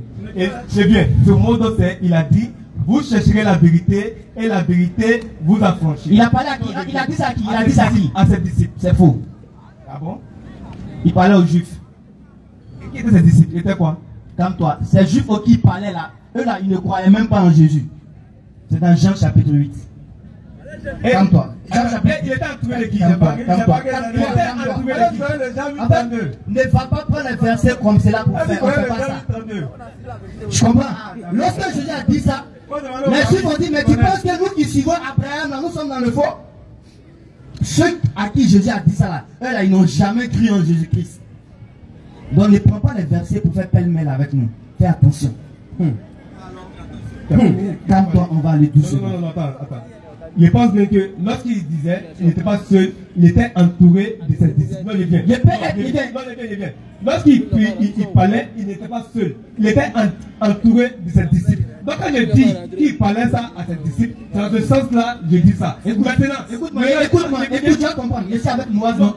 Je suis avec Moaz, non? Quand je dis, toi tu es chrétien là, et que le chrétien va en enfer, est-ce que c'est à Moaz que je dis? Je suis avec Moaz, mais ce n'est pas à Moaz que je parle, c'est à toi que je parle. Jésus était accompagné de ses disciples, mais il ne s'adressait pas à ses disciples, il s'adressait aux juifs qui sont venus l'interroger. Lis la Bible, frère. Lis la Bible. Vous connaîtrez la vérité et la vérité vous affranchira. Il parlait des juifs qui n'avaient pas encore cru en lui. C'est pourquoi les juifs vont poursuivre pour dire, mais il faut lire le verset ça. Il lui répondit, non. Nous sommes la postérité d'Abraham. Mais tu dis que nous on va connaître la vérité. Nous sommes la postérité d'Abraham. Et nous ne fûmes jamais esclaves de personne. On n'a jamais été esclaves d'un mensonge ou de personne. Comment dis-tu que nous deviendrons libres? Comment est-ce que toi tu vas dire que nous serons libres? On sera affranchis comment? Nous on n'a jamais été esclaves. Donc il parlait des juifs. C'est vrai qu'il y avait ceux qui ont cru en Abraham. lui, mais ça s'adressait plus à ceux qui n'ont pas cru en lui. D'où leur réponse. Faut te calmer, hein. Attends. Maintenant, on va aller à l'essentiel. Ça parlait, j'ai écouté. Vas-y. Voilà. Au fait, quand quelqu'un parle, il a au moins un point de chute. On est d'accord? D'accord. Voilà. Quand quelqu'un parle là, il a au moins un point de chute. Donc quand je dis qu'il s'adressait à ses disciples, dans ce sens-là, je dis ça. Maintenant, je m'as fait lire le verset, j'ai compris. Mais, lorsque il dit, vous cherchez la vérité et la vérité vous affranchira, ça veut dire que quelque part, moi, je suis assoiffé de la vérité. Je me mets là, dans la position qui est ici là, comme un juif qui est en quête de vérité. Et vas-y, tu comprends. Je me mets là, dans la tête, comme un juif qui est en quête de la vérité et qui attend cette parole-là. Donc je ne vais pas là comme l'un de ses disciples, mais je me mets comme quelqu'un qui ne savait pas la vérité. Donc quand je lis ça, ça m'amène toujours à pousser loin mes recherches et ma réflexion. Donc en cela, ça donne un sens à ce que j'ai dit. Donc quand il dit, vous chercherez la vérité et la vérité vous affranchira. C'est vrai que dans le texte, ça parle des juifs. Mais moi, qui ai adopté cette croyance, et dans ce cas-là, tu sors le test de son contexte. Je sors, lui, bien sûr. On va arrêter parce que tu as dit que Jésus parlait à ses disciples, c'est tout. Non, j'ai bien dit que quand un homme parle, il a un point de chute. C'est-à-dire qu'il commente quelque chose, il va dire quelque chose. Celui qui parle, qui n'a pas le point de chute, il pèse ses pédales. On te comprend, non, celui qui parle sans avoir des repères, il va toujours se On est d'accord. Et voilà. Donc quand il dit, quand il parlait ça à cette disciple, à ce sens-là, je dis ça. Mais aujourd'hui, moi, étant chrétien, et je suis chrétien, et je demeurerai chrétien, pour vous rassurer. Voilà. Donc, étant chrétien, je suis en quête de cette vérité-là. Et cette vérité-là m'amène toujours à poursuivre mes recherches. Et cette recherche m'amène à comprendre d'autres choses que je ne comprenais pas avant. C'est pourquoi je suis en train de développer ma thèse là. Il fait un peu tard, allons directement sur la Trinité. Ok, voilà, bien sûr. Moi, ce que je voulais savoir, on est d'accord que le mot Trinité n'est jamais sorti de la bouche de Jésus. Bien sûr, mais l'idée est biblique. Calme-toi. Jésus-Christ n'a jamais fait mention de Trinité. Les disciples qui étaient avec Jésus-Christ n'ont jamais connu ce mot. On est d'accord, non? Oui, bien sûr. Il a fallu une réunion, un concile pour pouvoir traiter la question de la divinité de Jésus-Christ. Ce qui a pu engendrer une conception qu'on appelle aujourd'hui Trinité. Donc c'est une idéologie. C'est une idéologie qui a été travaillée. Merci. Et on est d'accord qu'à la suite de cette réunion, il n'y avait pas d'unanimité. Ok. On est d'accord, non? Ok. Maintenant, moi, je veux savoir. Selon toi, les trois personnes, parce que tu as pris l'exemple de ivoirité. Toi, tu es ivoirien, je suis ivoirien. Quand on va quelque part, on dit les Ivoiriens, allez-y à droite. Toi et moi, on va ensemble. On forme un groupe, n'est-ce pas? Voilà. Mais on est distinct. Ou bien, est-ce qu'on n'est pas distinct? Oui, chacun son ethnie, mais c'est Voilà, mais dans l'ensemble, voilà. Nous réunissons. Exactement, lui et moi, nous sommes musulmans. Voilà, merci. Donc on forme un. Étant musulman, mais nous sommes deux personnes différentes. Merci. Yamal Kiyam, aujourd'hui, musulman, on ne viendra pas ensemble. Chacun viendra avec son kitab. Tu es d'accord, non? Ok. Maintenant, revenons maintenant dans le contexte clair. Jésus-Christ, Dieu, qui est le Père, avec le Saint-Esprit. Ils forment une équipe par rapport à la mission prophétique de Jésus-Christ en Israël. Parce que Dieu a envoyé Jésus-Christ et il a été assisté par le Saint-Esprit. Donc les trois forment une équipe. D'où Jésus-Christ est la manifestation ou la représentation de Dieu sur la terre. Merci. On est d'accord, non? Il faut une équipe. Celui qui s'attaque à Jésus-Christ, c'est attaqué à Dieu. N'est-ce pas? Ok. Mais est-ce que cela veut dire que Dieu et Jésus, là, c'est la même personne avec le Saint-Esprit? Ok, merci. Tu peux prendre Jean 17, verset 22 à 23 pour comprendre quelque chose. Ça ne va pas t'arranger. Non, je veux encore en avance avant. Jean 17, le verset 22. 22 à 23. Folie. Je leur ai donné la gloire que tu m'as donnée. Jésus parle à qui? Il parle à ses disciples. Reprends le Quand verset. il prié, Écoute, je leur ai donné la gloire que tu m'as donnée. Il parle à qui? Il parle à qui? À qui? Il parle à Dieu. Ah, il parle à Dieu. On suppose que c'est lui-même qui est Dieu. Quand tu as écouté la question de Germino, c'est débordement. Hein? Lui, il a débordé les gens. D'accord. Écoutez, écoute bien le verset. Je leur ai donné la gloire que tu m'as donnée. Il parle à Dieu. Mais on va s'y parce que c'est lui-même qui est Dieu.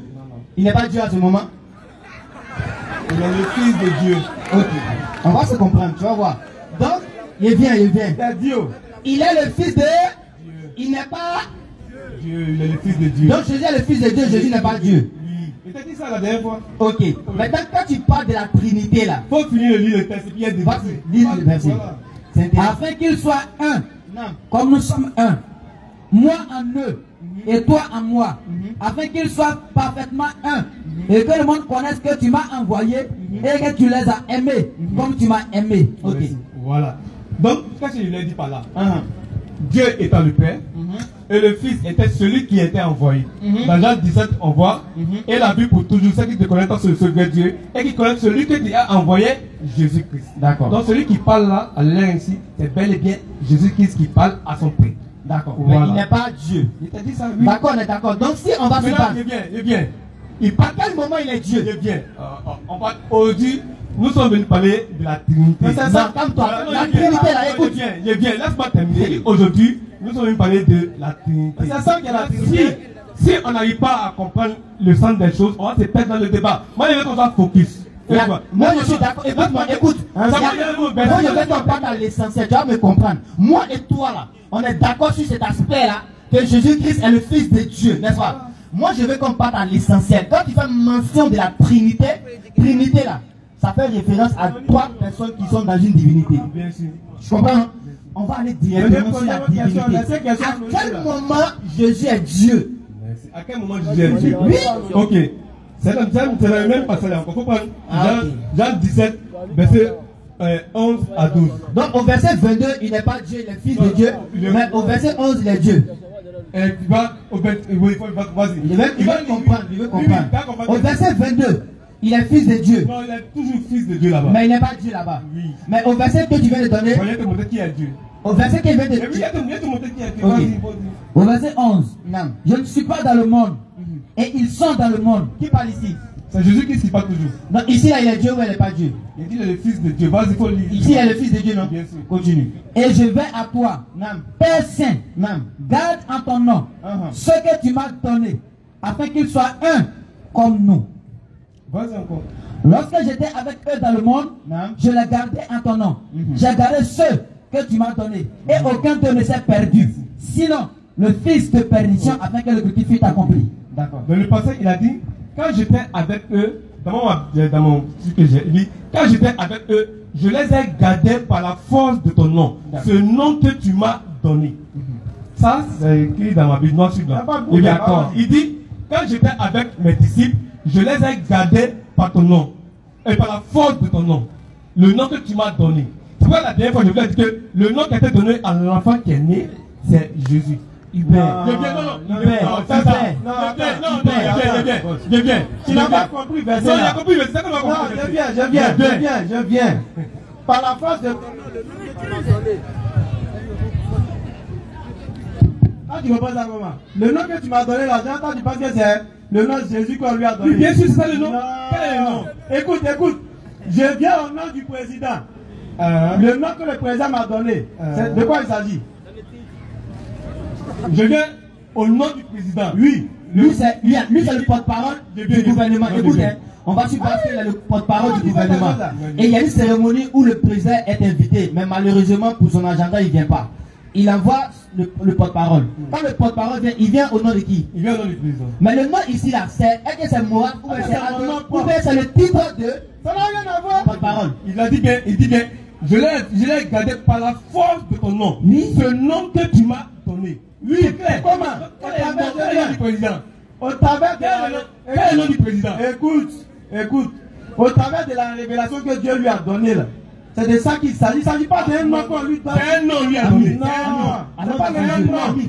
Ami, allons dans son jeu. Donc, le nom de Dieu que Dieu lui a donné, c'est Jésus, non? Bien sûr. Donc, Dieu s'appelle Jésus aussi. Bien sûr. Dieu s'appelle Jésus. Bien sûr. Montre-moi un verset dans la Bible où Dieu est appelé Jésus, le premier chrétien. Et ça, tu me poses la question là. Ce nom-là, lorsque tu lis ces versets-là, tu vas maintenant savoir quel nom on lui a donné. Montre-moi un verset. Calme-toi.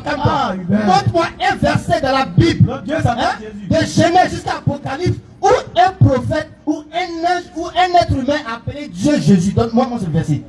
Il dit bien une chose. Il dit bien une chose. Que ce nom n'est pas mentionné exclusivement. On va t'aller ça. Mais quand tu lis le verset, Jean 17, verset 3, il dit, je les ai gardés par la force de ton nom. Ce nom que tu m'as donné. On dit, et quand tu vas dans Luc, on dit une semaine plus tard, c'est le moment de circoncire l'enfant, et on lui donne le nom de Jésus. Donc il a gardé ses disciples au nom du nom qu'on lui a donné. Et ce nom c'est Jésus. Mais là, lui-même, tu dis, écoute, tu dis, calme-toi, tu dis Dieu s'appelle Jésus, non? Bien sûr. Tu dis Dieu s'appelle Jésus, Bien non? sûr. Est-ce que c'est biblique? Tu me demandes, est-ce que c'est biblique?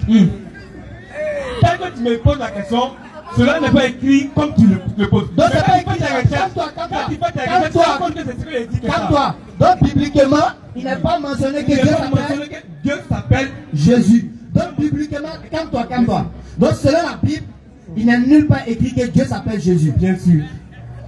Hubert, donne-moi une source où je peux aller voir que Dieu s'appelle Jésus. Ah. Une source, pardon. Une source, pardon. J'ai dit avec la Bible, il faut être prêt à faire des recherches. Si tu n'es pas prêt à faire des recherches, les recherches, il est fait là. J'ai dit, il n'y a plus le Jean 17, verset 3. Il dit, Père, quand tu prends le verset, comment le verset?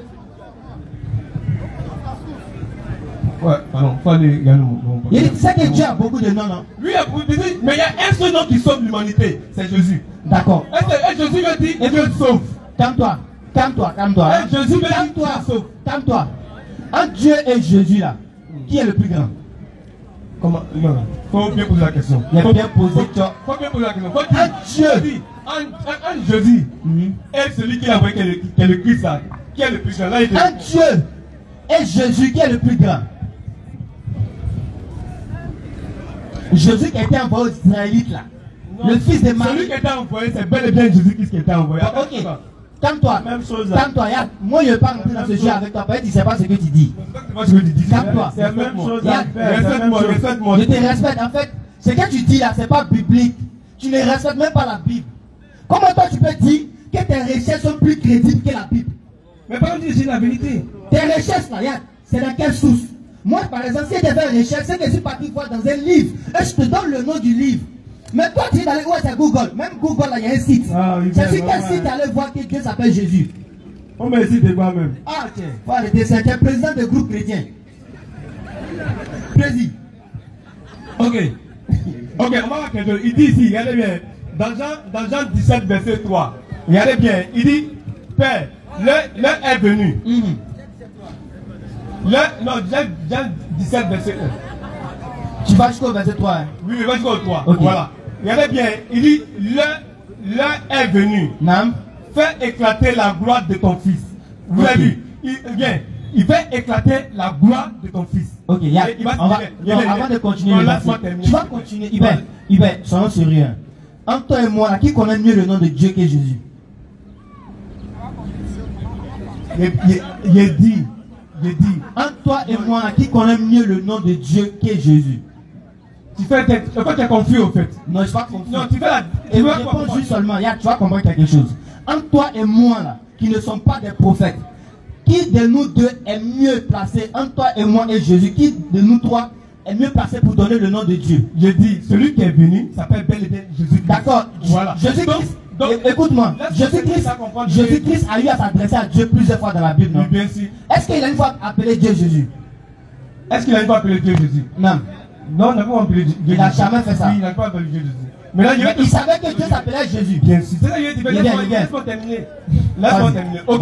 Écoutez bien. Il dit, Père, l'heure est venue.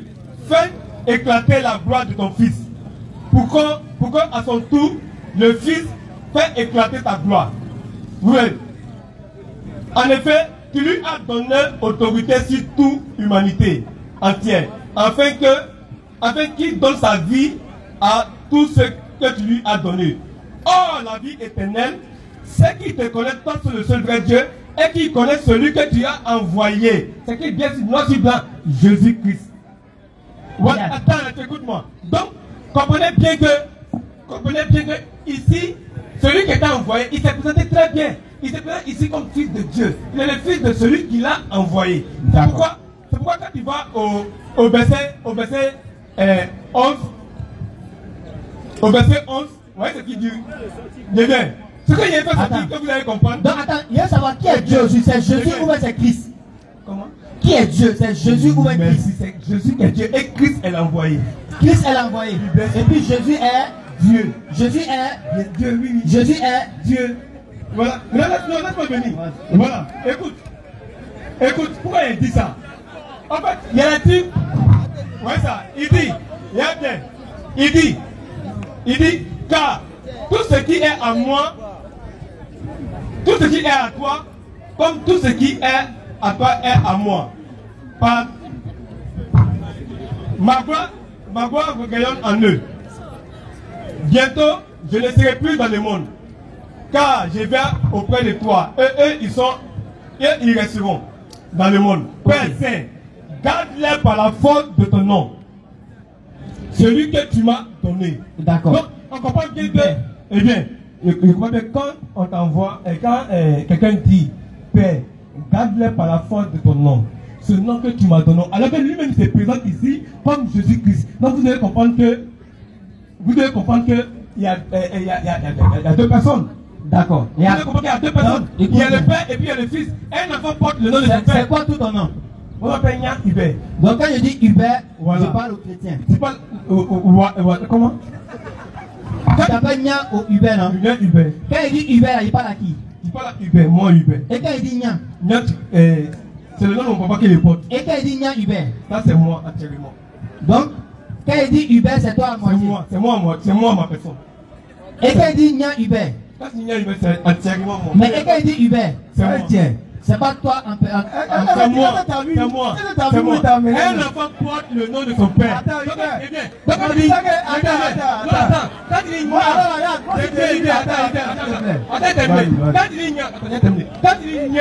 quand il dit Nia, c'est le nom de mon père que mon père m'a donné. Et moi, tu comprends? Quand il dit Nia, c'est le nom de mon père qui m'a donné. Mais quand il dit Nia Hubert, ça dit Hubert est le fils de Nia. D'accord. Et moi, je dis, attends, ça dit Hubert est le fils de Nia. J'ai compris. J'ai compris. Ok, alors ça, c'est ça. Attends, quand il dit Nia Hubert, Hubert est le fils de Nia. Qui a dit ça? Maintenant, est-ce le fils de mon père? Non, mais quand il dit Nia Hubert, c'est Hubert le fils de Nia. Mais est-ce que ça veut dire? C'est quoi? C'est faux. Si ton acte d'état civil là, c'est quoi qui est écrit là-bas? C'est mon acte. Oui, c'est quoi qui est écrit? On dit nom du père. Nia. Des choses, d'accord. Non, oui, pour les. Mais on dit nom du fils. Non, on met Hubert. C'est bon. C'est bon. On met Hubert avec quoi? Yann. Nia Hubert. C'est ton nom, mais. Non, c'est faux. Ok, c'est faux. On va aller dans son jeu. Ah, ça c'est attends, il a ça pour montrer. On va dans son jeu. Hubert. Donc on dit Nia là, c'est ton papa. Oui, c'est mon papa. Lui, il a tiré le nom de qui? Comment? Lui, ton papa là, le Nia, il a pris ça de qui? Ok, merci. Bon, c'est comme vous ne savez pas le l'histoire. Le Nia, il a pris ça de qui? Je viens. Ah, pas de l'histoire de ta C'est comme vous ne connaissez pas le Le l'histoire. Nia, il a pris de qui? Laisse-moi venir. Le nom de Nia, c'est le nom de mon papa qu'on lui a donné au village. Même ce nom de famille, c'est Man. C'est Man, non? Ouais, son nom de famille, c'est Man. Donc, il est bien. Qu'est-ce qu'il a fait? En fait, c'est ce que j'ai appris. Et c'est ce que j'ai appris pour ma tante. Donc, c'est le seul. Il va loin. Je porte le nom de mon Tu père. t'appelles comment? Présente-toi. Moi, civilement, je m'appelle Nia Hubert. D'accord. Donc quand on dit Nia Hubert là, c'est toi, non? C'est moi. Et quand on dit Hubert, c'est qui? C'est moi. Quand on dit Nia, c'est qui? Quand on dit Nia, c'est mon papa. Alors que c'est toi, c'est ton papa. Il dit, Pas de nom, papa. au travail, il faut commencer ça.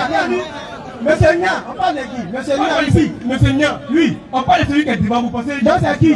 On parle de... On parle de moi. Mais Ah, donc quand on dit Nia, c'est moi, toi. c'est pas moi. Il n'y a pas mon nom. Oh, regarde, C'est le nom alors, que je porte. il fait exprès. Non, non, Alors, c'est le nom que je porte. d'accord, c'est Tout pas grave. enfant porte le nom de son papa. Tu vois comment c'est compliqué, non? Comment? Non, attends. Tout enfant porte le nom de son père. D'accord. Tout Mais enfant quand on porte dit le nom Nia, de son père. attends, avant les doucement. Nia, il parle de qui? Alors doucement, Nia, il parle de Ok, qui? merci. Quand il dit Nia, Oui. après dit Nia, étant ici, non, bien, étant ici là, oui, quand il dit Nia, étant ici, c'est moi qui présente. Donc quand il dit Nia, il parle de toi. Non, quand je présente Nia, mais c'est pas Nia, je suis pas le nom de mon papa. Bon, quand il dit Nia, c'est toi, non? C'est pas moi, c'est le nom de mon papa. Donc, ton enfant, ton avec Nia, c'est pas toi. Tu dis quoi? À l'école, quand tu t'appelles avec Monsieur Nia, ou bien je Oui, nomme je Nia. réponds à ce nom. Donc c'est Mais Nia, c'est non? pas mon nom, c'est le nom de mon papa.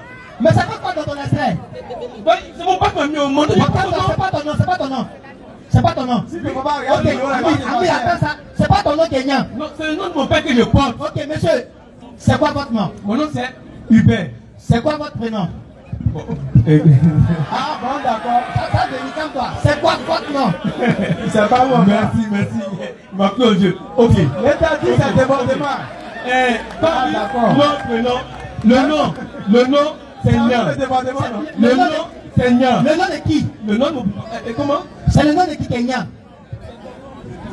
C'est le nom de mon père. Non, il n'est pas le nom de votre père. Il dit vous, monsieur. Votre nom à vous, c'est quoi? Moi, mon nom à moi. Hormis mon père. Le papa de votre père, je ne le connais pas. Je dis vous, votre nom, c'est quoi? Eric, tellement il doit mettre devant le faux. Non, il va gagner son nom. Non. Il va gagner son nom. Je vais pas devant le faux. Bon, ton nom c'est quoi? T'as posé une question. Ton nom c'est quoi? Ton nom. Ok. Mon nom de famille, c'est Nia. Donc ton nom c'est? Mon nom de famille, c'est Nia. Ton nom c'est quoi? Mon nom de famille, c'est Nia. Et ton nom? Tu n'as pas de nom? Mon nom de famille, c'est Tu Nia. n'as pas de nom? Je dis mon nom de famille, c'est Nia. Et ton prénom? Mon prénom, c'est Hubert. Ok, donc monsieur Nia, vous répondez? Oui, monsieur. Ok. Tu as un enfant? Non, je n'ai pas d'enfant. Si tu as un enfant, il va porter quel nom? Si j'ai un enfant, dans le nom normal, il doit porter mon nom. C'est quoi votre nom? Mon nom, c'est Hubert. Il va pas porter Nia. Non, je viens, je viens. Il va pas porter Nia. Non, je viens, je viens. Non, je viens. Il va pas porter Nia. Je viens. Non, en voici un thème bien précis. J'ai dit, si mon enfant doit porter mon nom, s'il doit porter un nom, en réalité, c'est mon nom, il doit porter. Mais, comme nous sommes dans une lignée de famille, donc il porte le nom de mon père. Mais donc pourquoi toi, ton père n'a pas porté le nom de son père? Merci. Avec ça, alors l'essentiel, c'est quoi? Pourquoi mon père alors l'essentiel, pourquoi mon père n'a pas porté le nom de son père? Selon ce que j'ai appris, on m'a expliqué ça. On dit mon nom. C'est pas grave, on va rentrer dans l'histoire de ta famille. Calme-toi. Alors c'est Jésus, calme-toi. Mon père n'a pas porté le nom de son père parce que quand on lui a posé, quel est son extrait de naissance, on lui a demandé quel est ton nom. Et c'est le nom qu'il a donné et ils ont mis ça sur l'extrait de naissance. D'accord. Après il dit, son nom c'est Man. D'accord, c'est pas grave. Je devais m'appeler Man. Ok. Donc ça, alors l'essentiel, à la famille. Alors l'essentiel, venons sur Jésus. Bien sûr. Donc c'est Christ qui est homme. Oui. Maintenant Jésus est Dieu. Oui, bien sûr. Jésus n'est pas un homme. Comment Jésus n'est pas un homme. C'est lui que le Père, il a donné son nom. Donc Jésus n'est pas un homme. Jésus n'est pas un homme. Il a donné son nom. Donc Jésus n'est pas un homme. Non, Jésus n'est pas un homme. Faut dire ça fortement, on va attendre. Oui, Jésus n'est pas un homme. Lis-moi le verset. Ok. Acte le verset 22.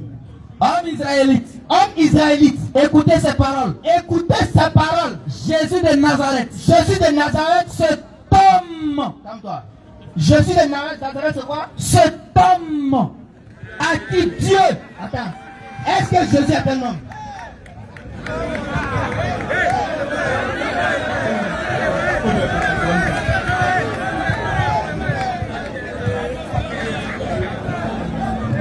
C'est quand même Bible dans ton sac.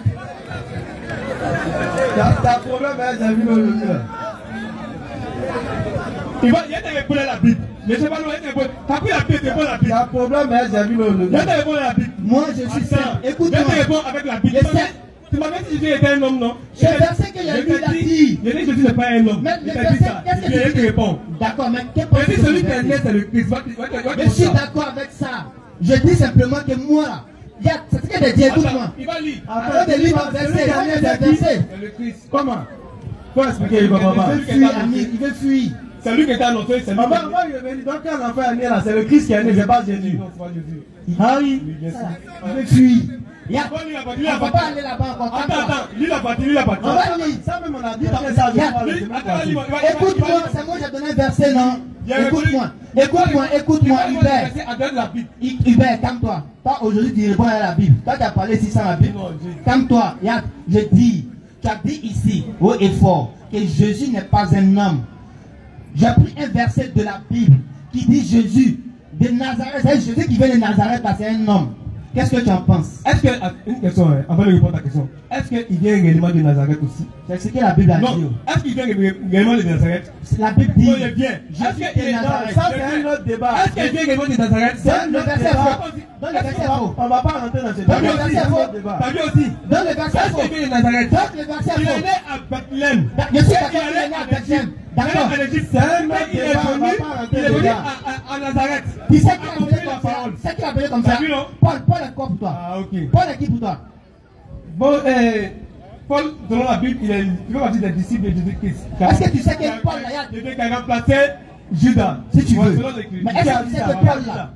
Ce que dit l'Écriture. Quelle écriture? Ce qui est le moment. Quelle Bible? Quel verset? Il peut pas. Bon, voici, bon. Non, il n'y a pas de verset qui dit ça. Regarde, c'est vous, votre conception, qui avez remplacé le 12e par Paul. Il dit, il n'y a pas de verset qui dit. Paul a rendu témoin de ce qui est arrivé et les disciples ont accepté. C'est pas Paul qui a remplacé Judas. C'est ce qu'il te dit. Ok, donc. Quelle écriture? Ok, donc il y a un peu de Judas. Ah, justement, prenez l'acte de la côte. Mais attends, il va lire Matthieu là d'abord. C'est son verset. Voilà. Lis mon verset, t'as comprendre. Paul n'a Verset pas remplacé 13. quelqu'un. Paul s'est autoproclamé. Si nous avons été fous, Merci. c'est pour Dieu.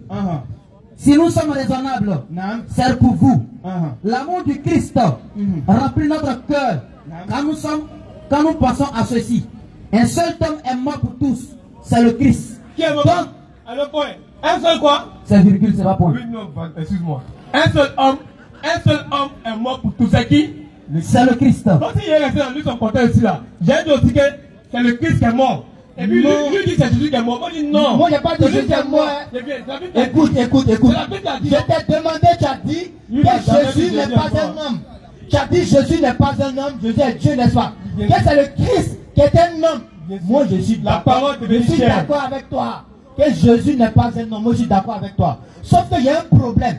Le problème est dans la Bible. Le livre que tu viens de lire dessus, ça fait écrit par qui? Le verset que tu viens de lire. Par Paul, non? N'est-ce pas? C'est le même Paul qui dit, écoute le verset. Acte 2, le verset 22. Acte 2, vas-y. Homme israélite, le même Paul dont tu viens de prendre son verset de suite là. Celui qui parle ici encore.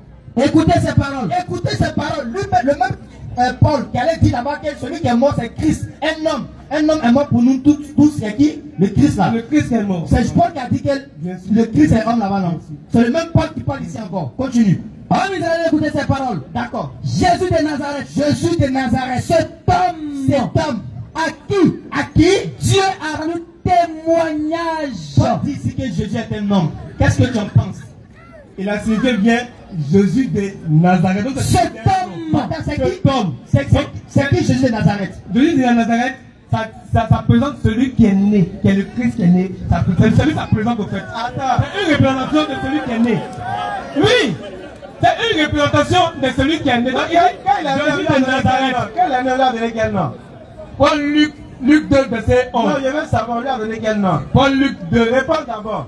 Mais pourquoi il est né? Quand l'enfant est né, on lui a donné quel nom? On lui a donné le nom de Christ. On lui a donné le nom Christ. Oui, Christ. T'es sûr? Oui, bien sûr. On a Luc 2, on va voir. Ok. Tiens. Luc 2, le verset 11. C'est qu'aujourd'hui, dans la ville de David, il vous est né un sauveur qui est le Christ, le Seigneur. Le verset 21. Ça continue. Voilà le 21. Au verset 21. Voilà.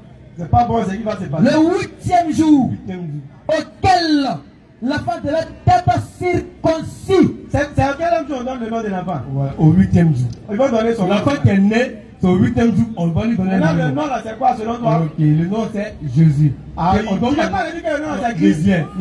Celui qui est né. Et quand il est né, puisque c'est lui qui était annoncé. Attends, c'est le Messie qui était annoncé. Ou bien, qui est annoncé? C'est le Messie, non? C'est celui qui était annoncé, c'est lui qui est né. Ou bien, celui qui était annoncé. Celui qui était annoncé. Je ne sais pas si c'est français là, tu comprends mal. Celui qui était annoncé. Verset 11. Au verset 11. C'est qu'aujourd'hui, dans la ville de David, il vous est né un sauveur. Ils n'ont pas donné le nom ici. Qui est? On dit c'est un sauveur. Ils n'ont pas donné le nom ici. Le Christ. C'est pas son nom. On dit c'est un sauveur, c'est le Christ, c'est le choisi. Christ veut dire choisi. Le point de Dieu. Christ veut dire ouais. Le point de Dieu. C'est pas un nom. Tu comprends bien? C'est pas un nom. Mais là, son nom même là, ils vont donner ça au verset 21. Ok. Le 8e jour auquel l'enfant devait être circoncis étant arrivé, on lui donna le nom de Jésus. C'est Jésus qui est né? Non.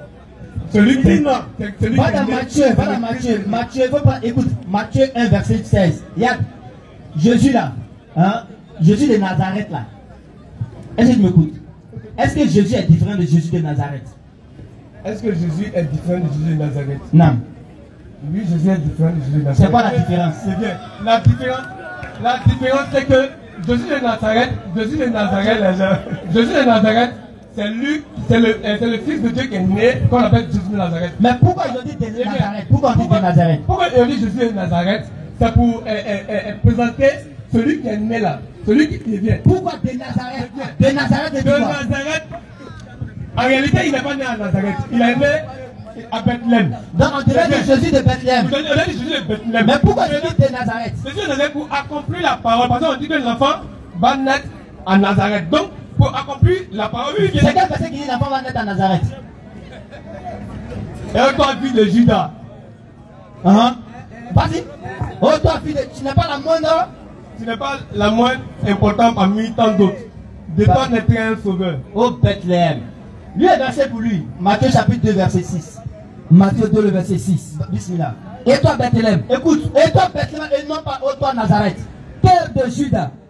Tu ne sais pas la moindre entre les principautés de Judas. C'est où ils ont dit, oh, toi, Nazareth. Il a créé pour lui. Excusez comment? Il a créé pour toi, mais c'est ça, on récite ça chaque fois. Excusez-moi. Au fait, il y a la partie où on dit, quand il est quitté en Égypte et puis il est venu à Nazareth, et on dit le critique s'accomplit. Je vais t'expliquer maintenant. Je vais t'expliquer ce que tu ne sais pas. Au temps de Jésus-Christ, la façon dont aujourd'hui ton papa s'appelait Nia et que toi tu t'appelles Nia Hubert. Au temps de Jésus-Christ, il n'y avait pas de patronyme, on ne prenait pas le nom de quelqu'un pour mettre sur quelqu'un. On ajoutait juste le nom de la ville où la personne venait. Tu comprends? Matthieu chapitre 2 verset 23 dit que Jésus a grandi à Nazareth. C'est pourquoi quand on dit Jésus, on dit mais quel Jésus? Jésus de Nazareth. Ça dit celui qui vient de Nazareth. C'est comme ça qu'on distinguait les gens. C'est comme on distinguait les gens. Ça ne veut pas dire que de Nazareth, c'est son esprit. Non. Même chez les Arabes. Même demain, ils vont l'appeler Jésus de Nazareth. Parce qu'il provient de Nazareth. Donc quand Paul parlait ici de Jésus de Nazareth, là, il parle de même Jésus dont il parlait là. Non. Il parle de quel Jésus? Il parle du Christ. C'est celui qui a été annoncé, c'est de lui qui parle.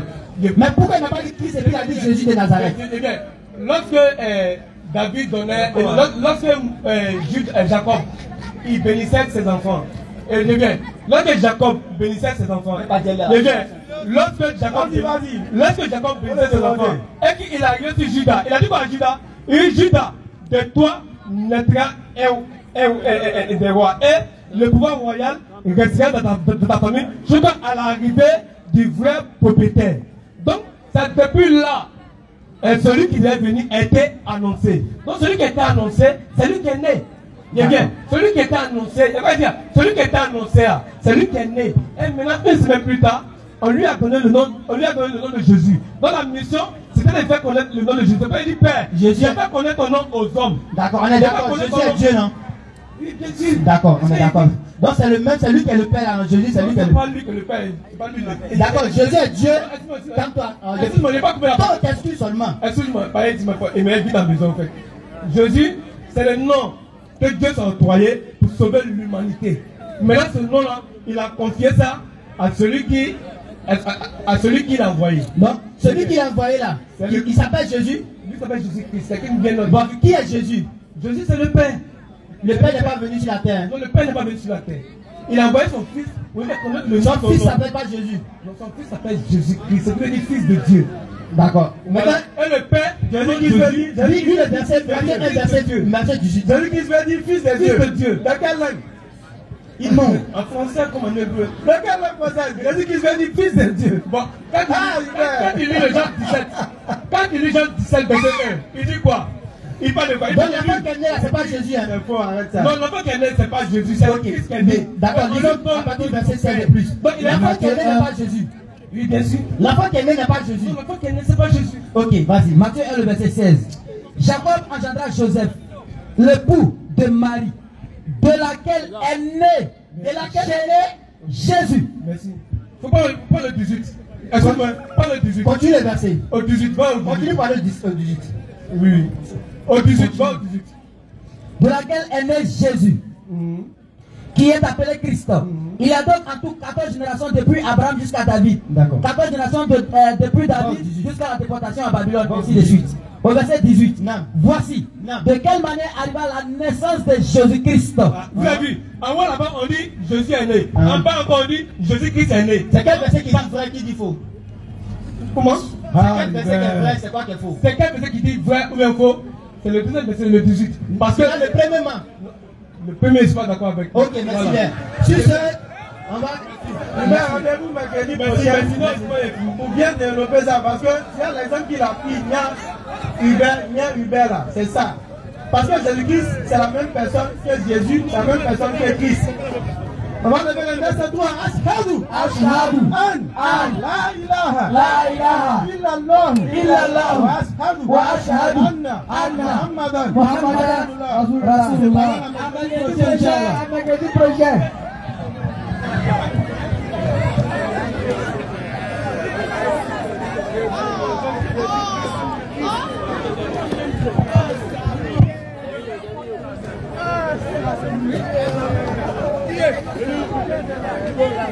Vendredi à Yekoubo, au palais de justice de Yekoubo, vendredi, 22h.